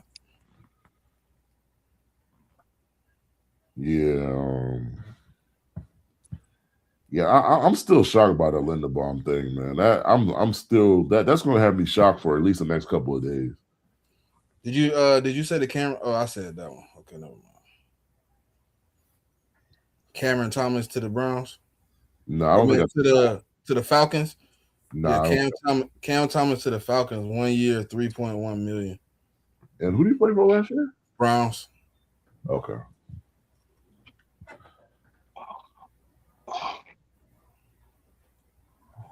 Interesting. And they said Ian Rappaport said the Browns went in as O-line as a priority to them. You sure about that? Because they only signed one or two linemen today. It's not like they signed a whole bunch of it was a priority, but you didn't do a good job at addressing the priority.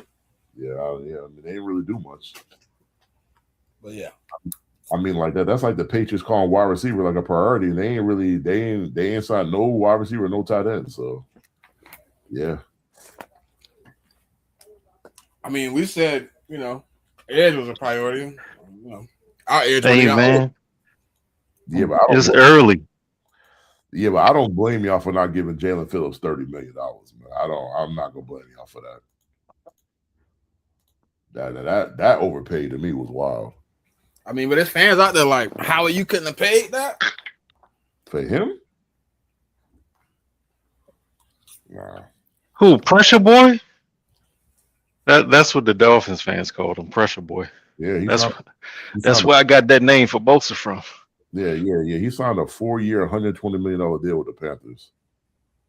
So that boy making $30 million a year for 4 years. I found that I was like, wow, didn't expect that.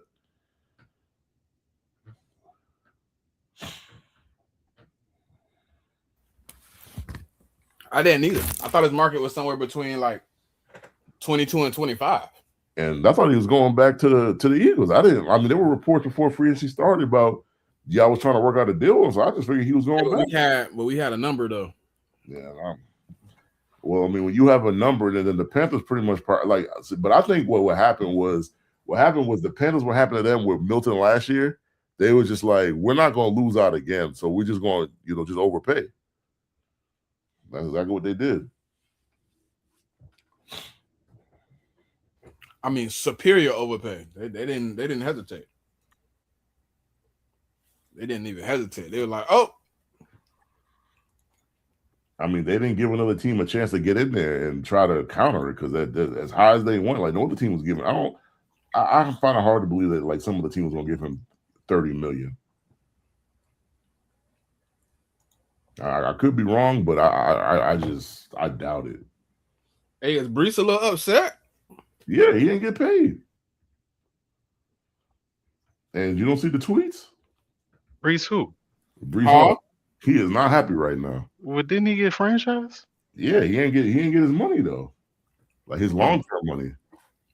So he's not tweeting right now. He's not a happy camper right now. Because I mean, the Jets have been throwing money around, like $10 million contract for. They've been throwing around a lot of 1-year deals, and so he pretty much looking around like, where's my money at? I mean, he got a 1-year deal too. Yeah, but those guys were free agents, so they got a chance to get a deal that they chose from. He just got. Part of this is Brees Hall's fault. The numbers show that he falls off a cliff after week 8, week 9 every year. You know, maybe if he can show some consistency, a team can see more value in him. Maybe they can see the value in him that he think that he has in himself. But I think that's the problem, is like he's not getting a chance for other teams to even show what the value is. I mean, he's stuck with the Jets, and the Jets don't. They're looking like they want to franchise you, but maybe the fact is, maybe they offered him a deal, he just don't want to play there. Because if you're going to franchise a running back, I find it hard to believe that you don't want to give him a 2 or 3 year deal. I mean, him talking about the money situation sound like he just want to get paid. Sound like he's more upset that he just didn't get paid. I mean, it could be that too. Because he said, sure, seems like we got a lot of money in form part. All these dudes signing contracts. That sounds like a dude that's like, hey, y'all said we was, you know what I mean? What's up? Yeah. Surely seems like a lot of people getting paid, but me. Well, you're not wrong about that. That's for sure. I mean, nah, you can't be mad. I mean, but it's like that situation I just said. I felt like sometimes this situation with teams and players, it just don't be fair. Yeah, but the other thing I'll say, luckily for him, like he got drafted at a younger age, so even if he got to go through these 2 franchise tags, even still, he'll still be 26. So there'll be a team that still want to give him a deal after that, though. We should be getting rid of the franchise tag. Owners are never going to do that, man. I don't like it. It suppresses the players' market. And not only that, it's like if something happens during that time, you're cooked. Your career is over with. Like I don't see how that's right at all. I think it needs to be done away with. To me, I think you should only be able to franchise tag a player one time. I think that I don't think I got a problem with the franchise tag. I just think you shouldn't be able to do it two times. That's what I'd say. But the second one benefit the player more than the first one. Well, I mean, you're still stuck though. Like the thing is, that it does benefit them getting a 20% increase, but you still can't go to free agency though. Yeah. So that's the one thing I would say. I think that Brees Hall's probably looking at it. He's looking at what Kenneth Walker just got on the open market, and he's probably saying to himself, "I know I could have at least gotten that." And the other thing is what's the franchise tag? It's like $14 million. No, well, he is right. No, ain't that what Kenneth talking Walker about the deal, but he has a 3-year deal, and how much of it was guaranteed for Kenneth Walker? I think it was like 40. I gotta check. I think it was like 35 or 40. I hear what it you're wasn't saying. That high. I hear what you're saying. But you know, it's questions about Kenneth Walker right now. This first healthy season. Okay. Like he went out there, he showed and he proved. Like I said before, Brees Hall, if you look at his numbers, he falls off a cliff around week 8 every year. So it's like if you're looking for that type of money, dog, then step up and show something. Do something. Kenneth Walker got $28.7 million guaranteed. So he basically got 2 years of the tag guaranteed. Yeah. Because I think if Brees Hall gets tagged both years, I think the Jets would have paid him like around 27 to 30 million, something like that. Yeah. It'll be in that same I think range, but that's the biggest issue with the tag. The money you get guaranteed. Like if Brees Hall go get hurt today, he doesn't get another dollar until he's back on the field.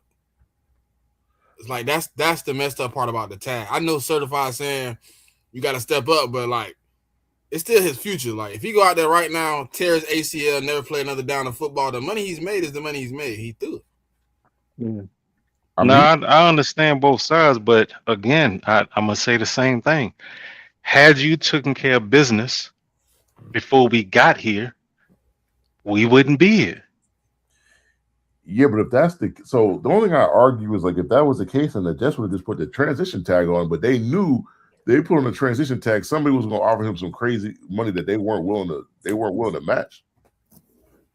So I mean, they know what the demand is for Brees Hall, and when they during the trade deadline, the Chiefs tried to trade. The Chiefs tried to trade with him.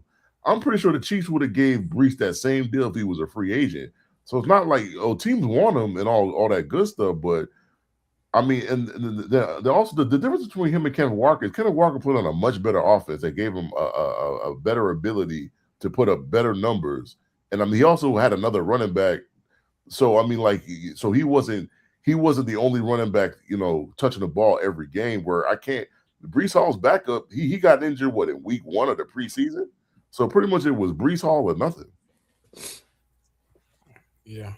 But I mean, like I said, like it's not. I mean, I'm not a Jet fan. It's not my battle. Like that's a team that drafted you. So the way the rules are written, they can franchise you 2 years. So you got to go through those 2 years of being franchised. You do that, and then you can just leave, and you don't ever got to go back there. That's just the way it goes. It's unfortunate. But why can't we get rid of that and just turn it into where it's just literally you hold the rights to that player, like you hold the right to match, like the transition tag. Basically, make the transition tag the franchise tag.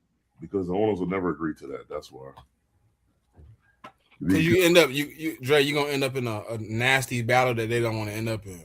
Yeah, I mean, it's just they're not gonna. Well, yeah, because it takes the power away from them and gives it to the player, because you put the player in peak position again. Well, they don't technically take the power to the player, but now you leave the power on 31 other teams to negotiate my price.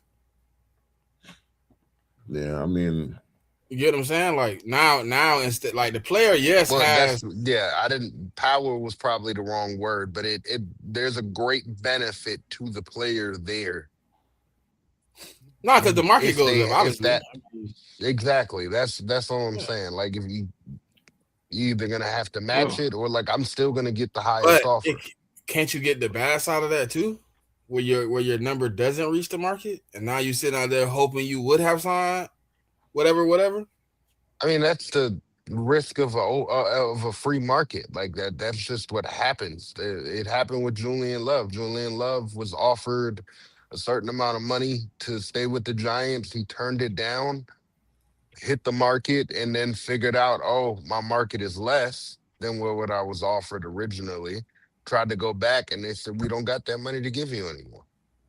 So he had to go sign somewhere else for less. I mean, that's kind of, but that's like, that's the second half to it. Like every time they come up with a new CBA, the players can't get what they want because the owners offer the practice squad players, and the dudes that's only going to be there, they raise the floor every time a new CBA. The majority of the NFL is not TJ Watts and Jettis. You know what I'm saying? Is no name niggas. That's the bulk of the NFL. That's the bulk of the people that's voting. You know what I'm saying? So it's like it's not going to change because the owner is going to keep and the dudes at the bottom of the totem pole, they want as much money as they can get. They don't even know they're going to be on a roster next year. So they throw the money at them. So you can't get rid of the franchise tag. I mean, if they had a stronger union, they could, but the union ain't strong. So, I mean, that's not going to change anything. The bulk of the union is still going to be bottom of the roster. Yeah, but that the reason I say what I just said is because in baseball the union is super strong, like they stick together, and I get what you're saying, But seeing as that the NFL Players Association union is weak, that's why the owners can do that and it works because they won't like that's the point I'm trying to make is just like that union is splintered, so they're all like crabs in a barrel. Like they're trying to get the most they could get. Rather, if they would just stick together, they And could baseball actually. got guaranteed contracts too. But there's a reason why, because they got their union stronger. Like that got a lot to do with it. So, but yeah, I mean, football, like like they get a chance to renegotiate that CBA every about 7 to 10 years. And so if they feel like the franchise tag is a really important thing to them, then they could try to fight for it. But I doubt that happens.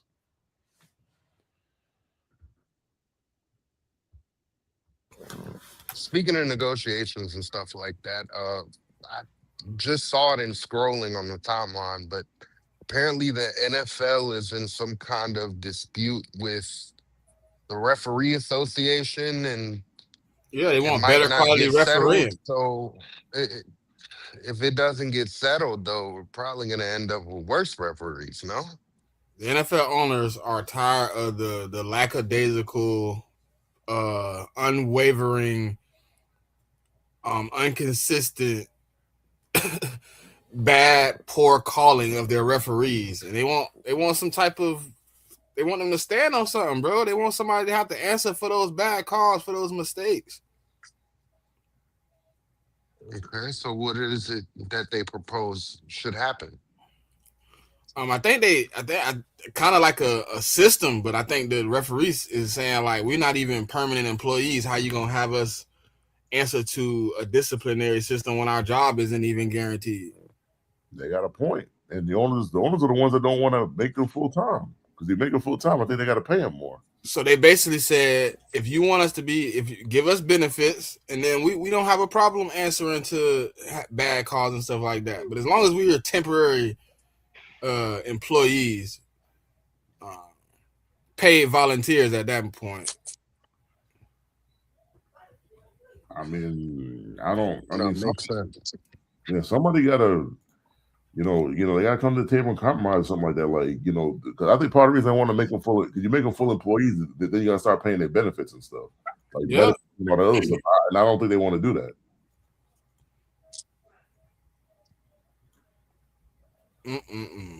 So, I mean, they got to figure that out. They got to figure something out because that's a tough situation. Because I definitely don't want the replacement referees. Oh, my God. I mean, I don't feel bad for the owners, man. This is their own doing. Like, they're the ones that have been paying the referees. Like, they're the ones that, for the longest, wanted them to be the part-time stuff. And the referees sound like they want to be full-time employees. So they got to figure that out. And we went through this, what was it, like 6 years ago or something like that, when like the referees striked and we had placement refs for a couple years out the. You not remember some of them calls? Yeah, man. I mean, they're both bad either way. It felt like it got worse though with the replacements. I mean, it's not like it's that much better. Like, it felt like it was worse. Boy. It's basically like that, like good and bad. You get the good and the bad. Oh yeah, I feel what you're saying. I'm just like, that's just something they got to figure out. It's only March, man. The season don't start till September. They got plenty of time to, figure that out. Oh yes, and I didn't even think about that. Mike Evans has to find a new jersey number for the first time in his career. Why is that? Oh yeah, he wears 13. Yeah, he's not gonna be wearing that number. I mean, who knows if he give Brock Purdy something? I mean, maybe Brock will give it up. Pause. Maybe.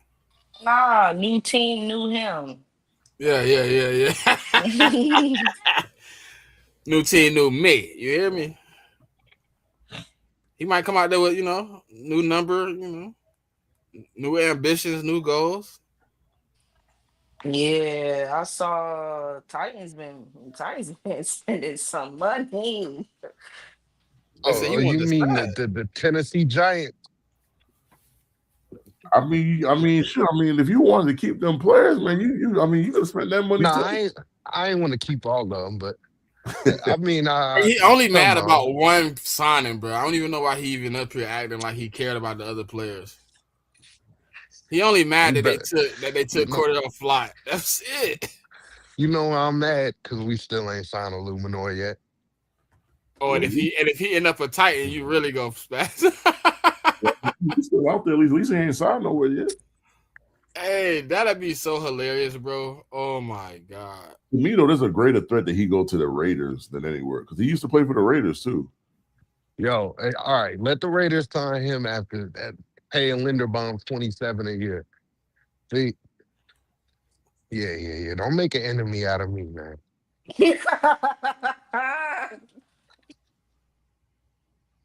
We got to develop him, and then he want to go back over there. Nah, that's not how that works. Gotta keep guard upright, man. Bruh. Hey, JMIK, one of your fans said, when we first started this AJ Brown saga, I wasn't okay with getting fleeced. Now that I see how day one's played out, I'm willing to get fleeced. Yeah, they crazy. Like, I'm sorry, I'm not giving y'all 2027 first. I'm not. Bruh, these people gotta chill, fam. You gotta have some integrity. I mean, they don't have it. I mean, once Alex Pierce, like they was like so sold on Alex Pierce. And I mean, Alex Pierce, he's a nice player, but like, why you really getting mad because he chose to stay with the team he was with? Like, I mean, I can't be mad at him for that. Nah. Yeah, I think I was on the wagon that he was staying with the Colts. Yeah. Just especially from at a what discount. not only that, it's just especially from what I was hearing coming out of like the beat reporters for the Colts and stuff like that. It was rumors floating around that they would rather part with Pittman than let Pierce walk. So I thought that they would I thought that he would stay there. I didn't expect the contract he got, but I think it's good money, you know, especially I'm hearing that he was offered more to go other places. Yeah, So he chose to stay there. I'm fine with that. so yeah, I think that's a good deal. Now, if we would have got outbid by the Titans or the Raiders or the 49ers, then yeah, I'd have been mad then because we got money too. So I'd have been mad if that was the case. But what am I supposed to be mad at? He chose to stay with his team. Then you try to call me broke. I mean, I'm just asking, like, because that was kind of crazy. I mean, like y'all had a wide receiver you could have paid, and I'm gonna have to start calling you Drake. And you already got all these sneak disses. Yeah, man, I got Malik, and you know I got Isaiah Likely. I got one of the best tight ends in football. Yeah, I mean, too bad he can't block. But yeah, true. Elton Jenkins has just been notified he will be released. Who? Elton Jenkins from the Packers. Well, yeah, because they re-signed the other center, so they didn't have a need for him. He just got informed he will be released. Oh, and there was a report. Case Keenum is re-signing with the Chicago the Jaguars are entertaining offers on Brian Thomas Jr. Again? Uh-oh. That's just a rumor, yeah. Let's go, Harbaugh. Get it done this time. No, if he go anywhere, he's probably going to the Patriots, man. He going to the Patriots or he going to the Jets? Because there's a rumor out there that the Jets tried to trade for him last year. Nah, man, they don't want to trade him in the conference. They got to get him out the conference. Signed with the Bengals, look like, right? Cool. Yeah, look like he signed with the Bengals. Yeah, I mean he was linked to us too, but yeah, he's signed with the Bengals on a 3-year deal. It's actually a good move for them, man. Yeah, I mean it's good. He outseeded his draft potential, wasn't he? A UDFA? I think not 100% sure. I mean, but I know to get a contract is definitely. I mean, but I know that we was trying to trade with him with the Seahawks in the middle of the season last year. No,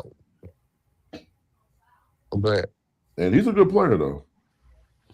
They said the Packers explored trade options for Elton Jenkins. The compensation wasn't worth the hassle. They are now releasing him. Oh, that's the same situation with Brandon Ayuk. It ain't even worth the hassle. You might as well just let him go, good brother. That got to be a situation where teams is like, hey, we need you to eat some of this cap here, there, and then you like, nah, we'll just let him go. Don't worry about it. I heard y'all y'all might be in the Tua Tagovailoa market. Nah, Um, not us. But no, no. Tua I Watt, heard y'all wanted to bring speaking in of some a of them Bama bums. speaking of a Hmm? actual player that's on or actual team that's on Tua Watch, Oh, the Falcons. How do you feel about the Falcons potentially bringing in Tua Tagovailoa? I liked that somebody argument earlier. I think it was Spo this morning. Like bringing him in, it doesn't necessarily say you're done with Penix because obviously Penix isn't gonna play, a good portion of the first half of the season. But the transition from Tua to to Penix is kind of flawless. You get two left-handed guys, you kind of run the offense kind of similar. They kind of got the same, pretty much the same attributes. Uh, and then you kind of help your O line when it's time to transition back to Michael Penix if you do transition back to be adapted to a left-handed quarterback. I'm sorry, but I said it in the space earlier, man. Like, I don't take them as a serious organization, man. I'm sorry. I just to who the me, Dolphins? no, the Falcons. To me, they're not serious. Same thing. Like to me, at least I know with signing Malik Willis, at least I know, he's got arm strength and all that other stuff. I mean, he don't have as much experience as Tua. I'll say that. But that's your backup plan is to. I mean, shoot, I'd rather sign Kyler Murray than sign him. If you want me to be honest about it, I mean, it's gonna cost you the same. I mean, I think Smitty's right, and Poe was right when he said it in his face too. It's like you basically you getting Tua. It all he is it's kind of Lulu Penix. They the same quarterback. So I mean, like you just you're getting one to substitute for the other. If one gets hurt, you put the other one, and you just rotate them in and out. Jalen Thompson is signing with the Cowboys, former Arizona safety. Huh. 3 years, 36 million. It's not a bad move. I think the Cowboys, though, they're jeopardizing their future with a lot of the moves they're making right now. Like, I think that they're pushing money down the road. Obviously, we don't know the details of these contracts right now and like how they're structured, but they don't really have a whole lot of money right now. Like we saw that when we did the rebuild. It, you can create money, yes, but you're still mortgaging your future by doing so. So they're in win now mode. Yeah, that's an interesting how they're using the money right now. Thought it would have been a little bit more controlled chaos, but they got it. I mean, they have to act, bro. With that Dak Prescott contract, you got to make some crucial decisions quickly.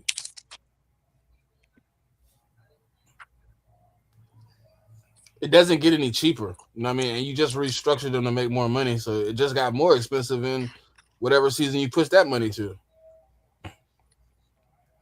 Yeah, But but Odafe Owe is signing a 4-year, $100 million deal with the Commanders, $68 million guaranteed. Damn, he left the Chargers. Oh wow. Yep, 4 years, 168 guaranteed. But that's a good move for the Commanders though, because like they need like the edge help. the edge market right now is kind of going crazy. Makes me Crazy. think if teams are going to revisit maybe trading for Kayvon Thibodeau down the road, because he'll be a little bit of a cheaper option. Oh please. Oh, bro. No, I'm serious. How is he going to be a cheaper option? Don't you got to pay him? I'm saying you have them cheaper now, and then by the time you have to pay him, the cap's already going up, so you might be able to balance it out that way. But He got 25 million for 100. Yes, sir. Wow. that's what I'm saying. The edge market right now is going kind of crazy. Like Kayvon, he's still on that rookie deal. You do have a little bit of control over him. Like I I could mean, see a team maybe revisiting it. I I mean, don't think it's out the realm of possibility. the only control you have is what him on the last year of his deal, and then you could tag him. That's it.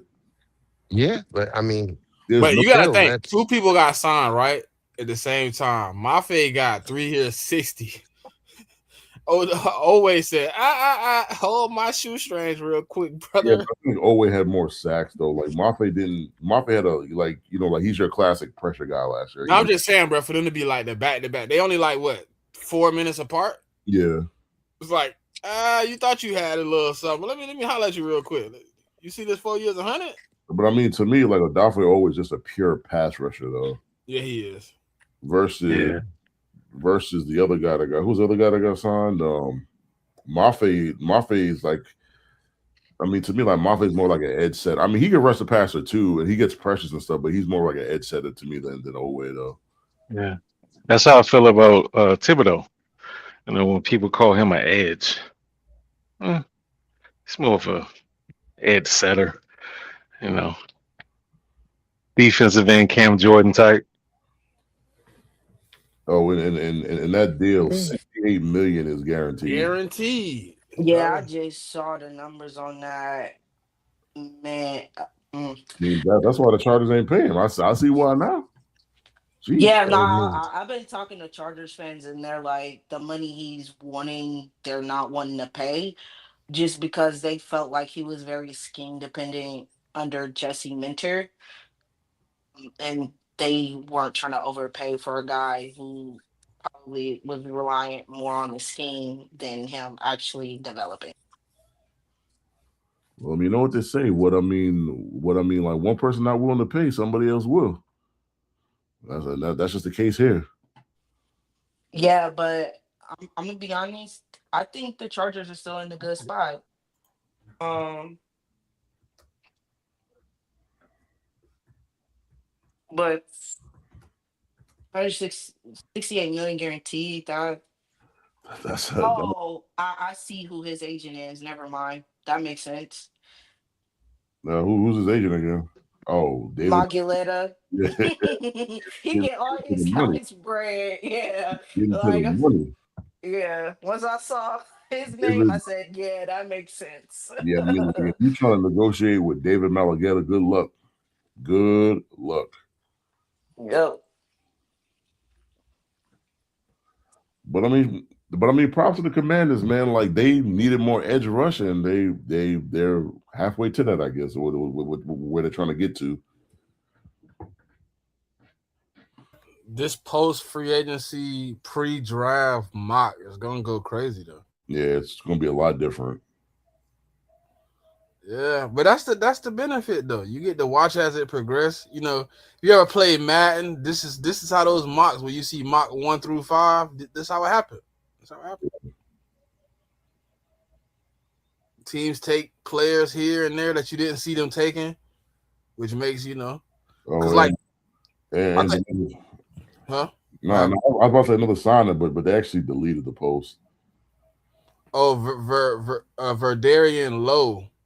Yeah, but I think they deleted the post though. Oh no, he actually 49ers are signing. Yeah, Oh, yeah. The original he signed back with us, but no, like the Niners have signed him. Yep. But Darian Lowe, he was our backup left tackle last year, and you get that boy 2 years, $12 million.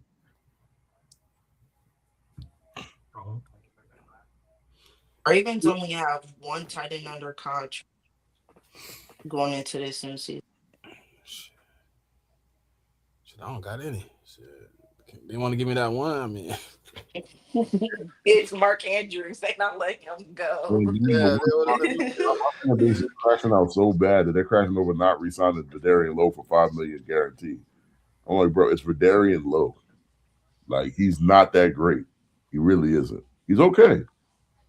But like, calm down. Oh, before we signed ETN in the guard, they was crashing out that we gave rotational D lineman 3.1 million per year in a 2-year deal.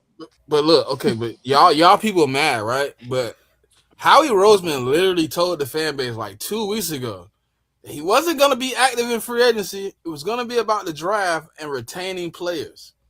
He attempted to retain the player and he's not active, and people are like, wake up. Did you not listen? Yeah, but fans always want to see their team making moves active. and free. You know, it wanted because it feels like y'all actually doing something to improve the team. I mean, sometimes improving the team is managing the cap. Yeah. And that's not always understood. It's not always sexy. Yeah. Now, Yeah. how would you explain that to a casual fan? What you mean? What you I don't just know. said, yeah, like how could you possibly make a casual fan understand what you just said? mm, I would have to relate it to something I know yeah. they Yeah, like. I didn't want to do it. I Yeah. felt the setup. I felt the setup. you know what I'm saying? I Cause it's like they don't, bruh. It's like they just understand names. That's it. That's all they understand is names. You know, so Yeah, they You they know what they you they do? don't know nothing about salary cap or trying to they like one dude was like the dude I was talking about with the 49ers. Oh well, the Eagles don't have a need for Carter because they signed Davis. And I was like, what does a one tech have to do with a three tech? Well, Like what are you talking about? Oh, they you play know the what you same do with those position. I'm people like, no, certified. they don't play the same position. You know what you do with those people. You tell them to tune in to the check down because we doing these mock drafts, we doing these rebuilds, we doing all of the offseason, we covering Man, you all of can't it. help stupid, dog. I'm Uh, sorry. uh, I get what you're saying, but you can't help stupid. You know, it's like I try to explain it like uh Michael Parsons and Fred Warner are both linebackers. They don't play the same position. Okay? A nose tackle and a three tech is two completely different positions. what But Dre is saying is if you watch the check down, like those kind of I things. understood what he was saying. Yeah, That's why I said, but I can't help stupid. I mean, we can give them the information. No, that's what we're saying. Yeah. I tried. I tried. Well, yeah, do that. You know, I'm ready for Thursday Oh, so they that dropping the comp picks. Okay. well, you should get a pretty good comp pick because of that contract. No, I'm For talking about for the ones for this year. For this year. Yeah, I think they're gonna confirm them on. Yeah, I got 98, 137, and 178. Oh, and 215. Let's go. So far we signed two players and two of our players have gotten signed. So that's no conflicts for us next week. Certified, you got 138, 139. That's your two comps. Do I see the Giants on here? No. oh well, that ain't changed. That's what we had. I think they just confirming them more than anything. Yeah. Yeah, they confirmed them. I forgot the Jets got two comp picks. Damn. Yeah, I mean one for Moses and one for somebody else. Mm-hmm. Not paying a lot for Okay. Mike Evans helped a lot.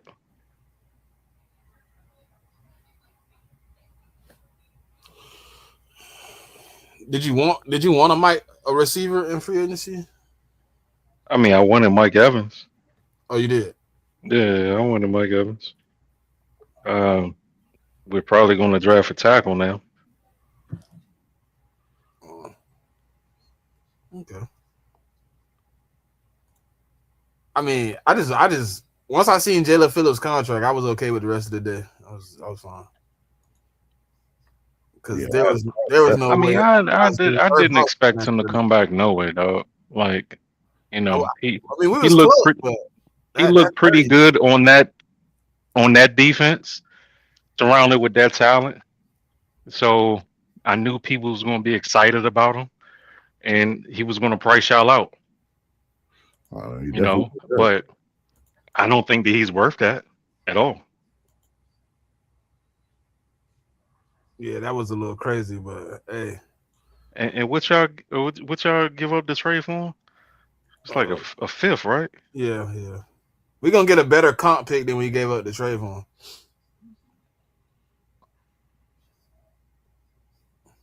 Kind of crazy, right? When did they start the comp picks? Do anybody know exactly when they started doing these? I mean, it's been some. I think once It's they been a did, while. No. Let's see if I can Google that. I want to say once free agency officially started, I think that's when they started doing the comp pick computation stuff. I want to because I think free agency started in the '90s. I think they started there like right before realignment. 1994. Sheesh. Yeah, Yep. Yeah. First year of salary cap. because they had to have a system where if you let players go, that you get compensated for it. Yeah. But Okay. that's how free agency was constructed before '93. Like if you lost the player, you had to give up a money or draft picks. Like it basically wasn't free agency. And then Reggie White was like, nah, nah, we gonna have to fix this. Yeah, I mean it's only fair. I mean, and if you're gonna lose a player, then you should get compensated for that. Yeah. I mean, but don't you get discounted if you sign too many players also, right? Yeah, but the thing is, like, if you got Yeah, a they cancel each other out. yes, so you have to lose more players than you sign. So it's a make a choice type of situation. Yeah, I mean, if you want the comp picks, then you can't just be signing a whole bunch of people. Yeah, because we didn't get a comp pick at all for Dre Greenlaw because of the people that we brought in. Okay, yeah. It's a little iffy, you know what I mean? But I get it. I get it. I mean, but you haven't really see. I mean, you haven't signed anybody this year, so I mean, as of right now, so you would at least be getting one comp pick for next year.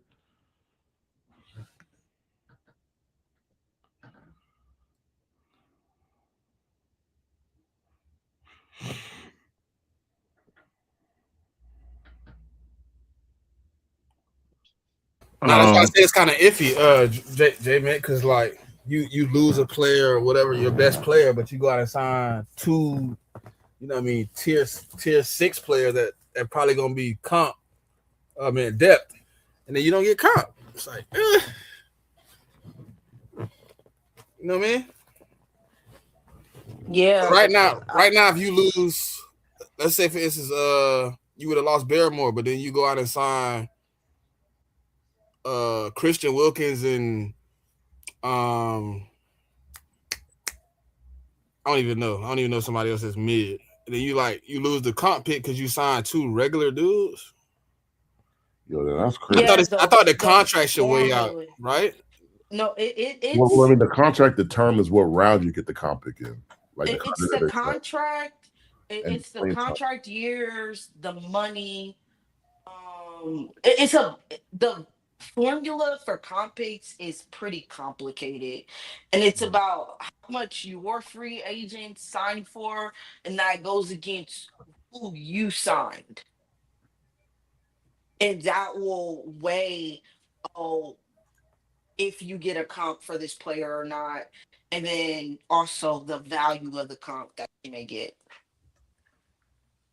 Because I think we ended up getting a fourth for a Debo this year.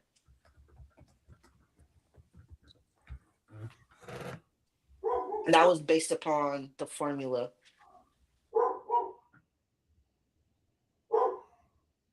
Yeah, like it's got to the point where Patriot fans are mad. They're crashing out because they didn't re-sign Vidarian Lowe. It's funny to me though. I will never crash out for not re-signing Vidarian Lowe. Sorry, not doing it.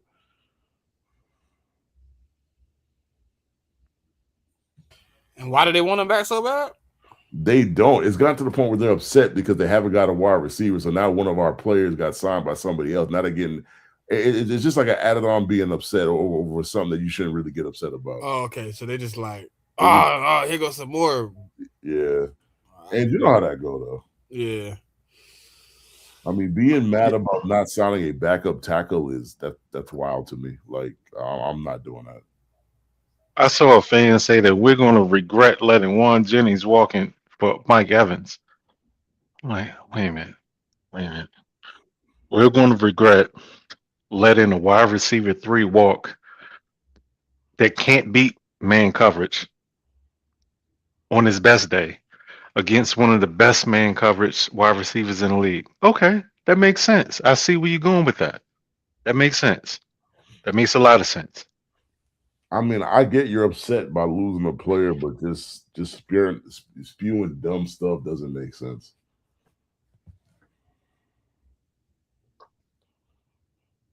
I mean, but I get it though. But I get It's fandom, man. Fandom. fans get Yeah, upset. he probably got a Juan Jennings jersey. That's all. Yeah, but that another thing is I only buy jerseys once a player signs they like if we draft them and they sign their first contract. Like I've learned throughout the years, like you just I just know better. It's even hard then. I mean, but at least if they get a second contract, you know they'll be there at least for a couple of years. Like Yeah. I'm getting to the point I might not buy you a I might not buy another jersey till you retire, bro. So I brought a Fred, and that was this year. Okay. Now, how you would have And felt if they ship him off right now? I'd be pissed. But I also got a Trent. I got that last year. But I ain't really tripping because it's like, I mean, his Trent best ain't days are behind him.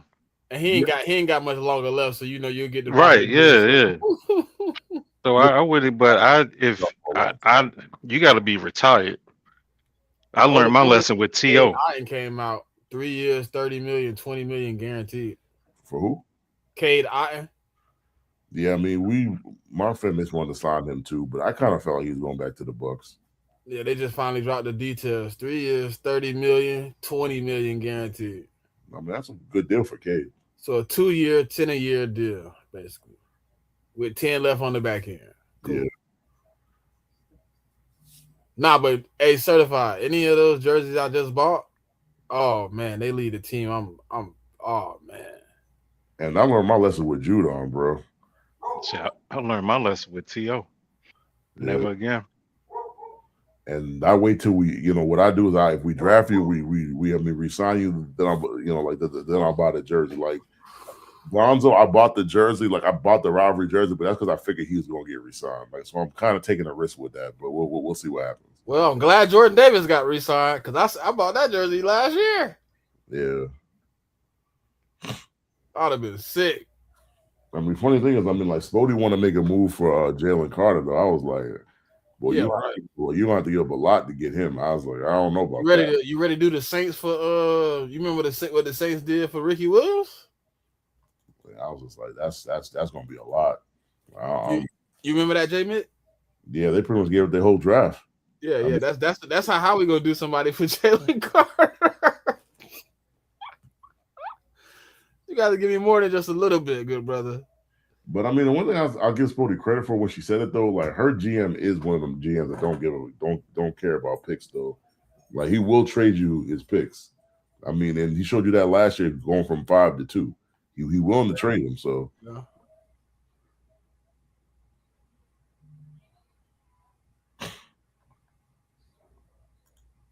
Hey, boy, all it takes is one move for your fan base to be happy with the GM, right? That's what I'm saying. I mean, it don't take much. You can be mad all day, and all it takes is one sign, and they're gonna be like, "Yes, we made a move." I mean, for as mad as Patriot fans are right now, if they was to trade for BTJ, like the whole mood of the fan base would change. Like, Immediately, it would change. Immediately. But I mean, sometimes when you're talking about wide receivers, man, you gotta draft those guys. That's the way it works. And I mean, like they were mad about cutting Diggs. It was like Diggs' cap number this year was like 25, 26 million. Like they were never gonna pay that. Were they mad about Diggs, or was they mad because they didn't? Combination. They were mad about cutting Diggs. They were mad about not getting Allie Pierce. Mad about they had this thought in their brain that they was gonna trade for AJ Brown. They're mad about that. Like the Jaguars are entertaining offers from Brian Thomas Jr. Yeah. Both the Jets and Giants are exploring Thomas as a trade deadline. The stance has changed. They believe his number is higher now. Well, yeah, the stance changes because they're probably starting to get offers that they didn't think they was going to get.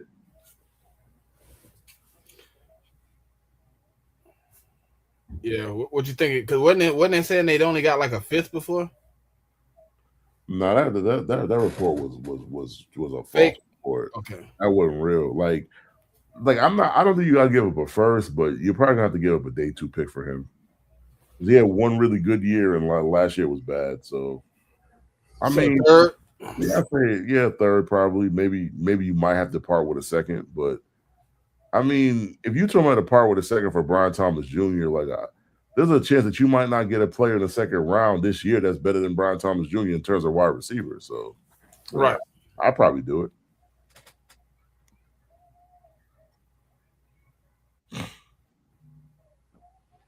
Yeah. I mean, that phone must have started blowing up, but I know they was like, damn, well, people, and the market went a little. Okay, Tua Tagovailoa is officially signing a 1-year deal with the Falcons. Yeah, we figured that was gonna get done. Kwity Paye is signing with the Raiders. Well, that's a good move. That's a good player for the Raiders. $16 million a year. Woo! For Kwity Paye? Yeah. Well, that's they ain't get that boy cheap. No. Okay, Falcons, you got quarterback. Raiders got them a edge. And I know one thing, he's gonna spam the heck out of Kyle Pitts and the wide receiver they got over there like crazy. Drake London. He out of them two guys, he's gonna spam the hell out of them guys. Yeah, I think it's Kirk Cousins is done. I thought they said Kirk wanted to play for somebody. Yeah, the Falcons just cut him. That's all they did. They done. Yeah. I think he go get another year in somewhere. Might be Minnesota. Yeah, it could be. Minnesota ain't got no money. He ain't trying to make none. I mean, the Falcons are paying him, so he's going to take the veteran minimum, I think. Oh yeah, that's right. Yeah, that's right. I forgot all about that. He is going to take the veteran minimum, so he won't mess up his money. Yeah.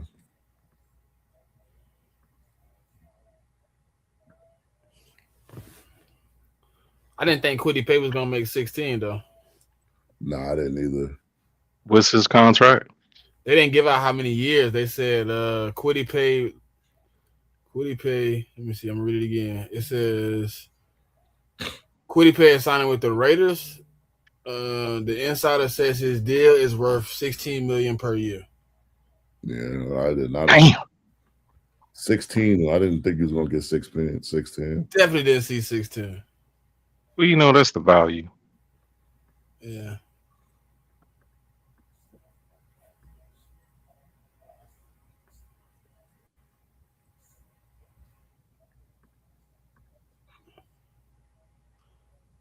Okay. It's slowing, but it's still interesting though. It's still a lot out there. Yeah. This might be a gradual situation, but Kwity Paye getting. I mean, I get it. That's the thing. I mean, to me, that's the second overpay by the Raiders. I get it though. I mean, when you're bad, you got to pay that tax. Yeah, but you said they need to spend a certain amount of money, so maybe somebody just starting to be like, "Hey, let's just go ahead and get it over with." But I'm surprised they didn't throw crazy money at Alex Pierce, though. To be honest with you, didn't they say they were in on it though? Yeah, they were in on it, but man, I think he didn't want to leave. Yeah, he probably didn't. That's what it seemed like, bro. Because they saying like he took less money to stay. Yeah, that's kind of what Chris Godwin did last year. Like Patriots offered him a significant amount more than what the Bucks were offering, but he decided to stay with the Bucks. Some people high on that loyalty, man. Not only that, some players sometimes like only want to play for one team. I mean, on that loyalty if you want, but I mean, like when it's time to pay bills, I mean, like the person you paying that bill to don't care about no loyalty.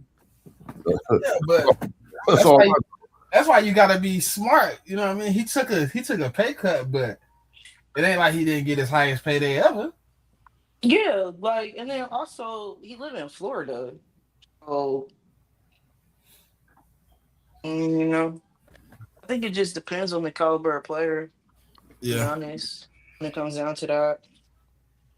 Yeah, I don't really understand what the Colts are doing, but I honestly I don't care either.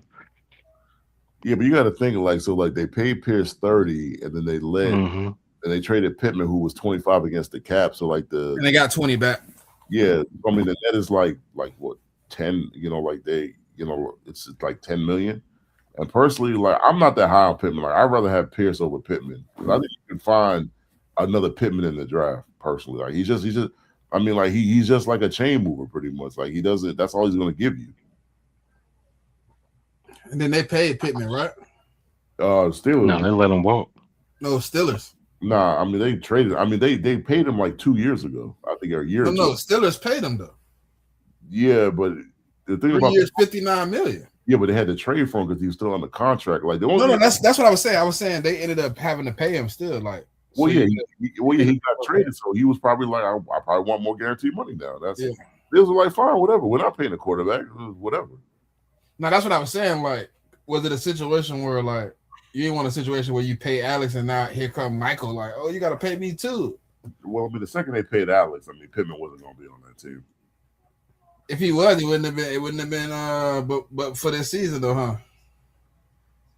We made $54 million this season almost. Let it get sent for a league minimum. Okay.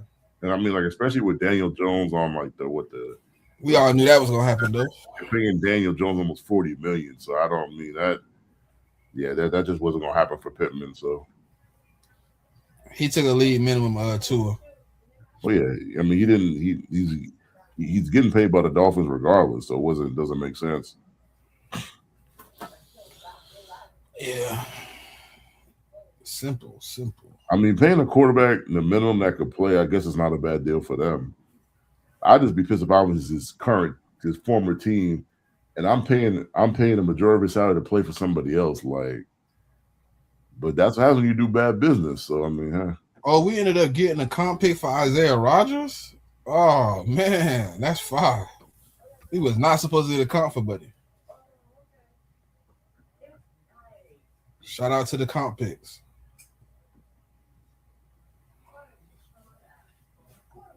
Remember I was confused how we got 215 when I was reading them off? Yeah. Yeah, we wasn't supposed to get a third one. So they ended up giving us one for Isaiah Rodgers. Started with Minnesota. Can't wait for the days that we start getting comp picks again. But somebody said the Falcons now have the most injury-prone quarterback room in history. And if I was a Falcons fan, I'd kind of be like, well, we're not paying them this money anyways. The Dolphins are. The Dolphins have the most expensive quarterback room in the NFL, I believe, at $75 million. Oh yeah, definitely. I mean, what's the call of shooting with them right there? Well, before they restructured Dak, the Cowboys are shooting with him. Yeah, they were shooting with him, but I mean, not anymore. It's looking fun out here, man. It's gonna get real interesting.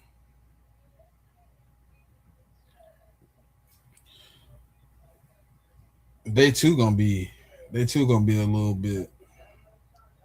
bit less hectic.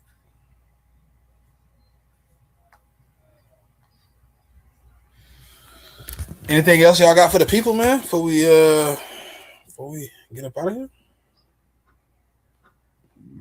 Not myself, but I mean, just keep your eye on free agency. Like it's gonna be, you got your first wave, your second wave, and your third wave. So just keep an eye on the wire. That's all.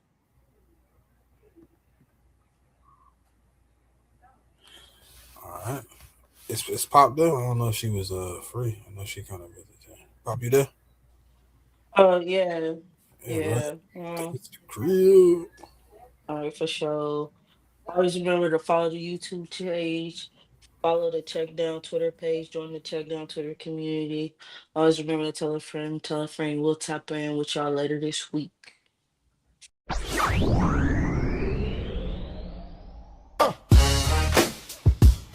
Check down.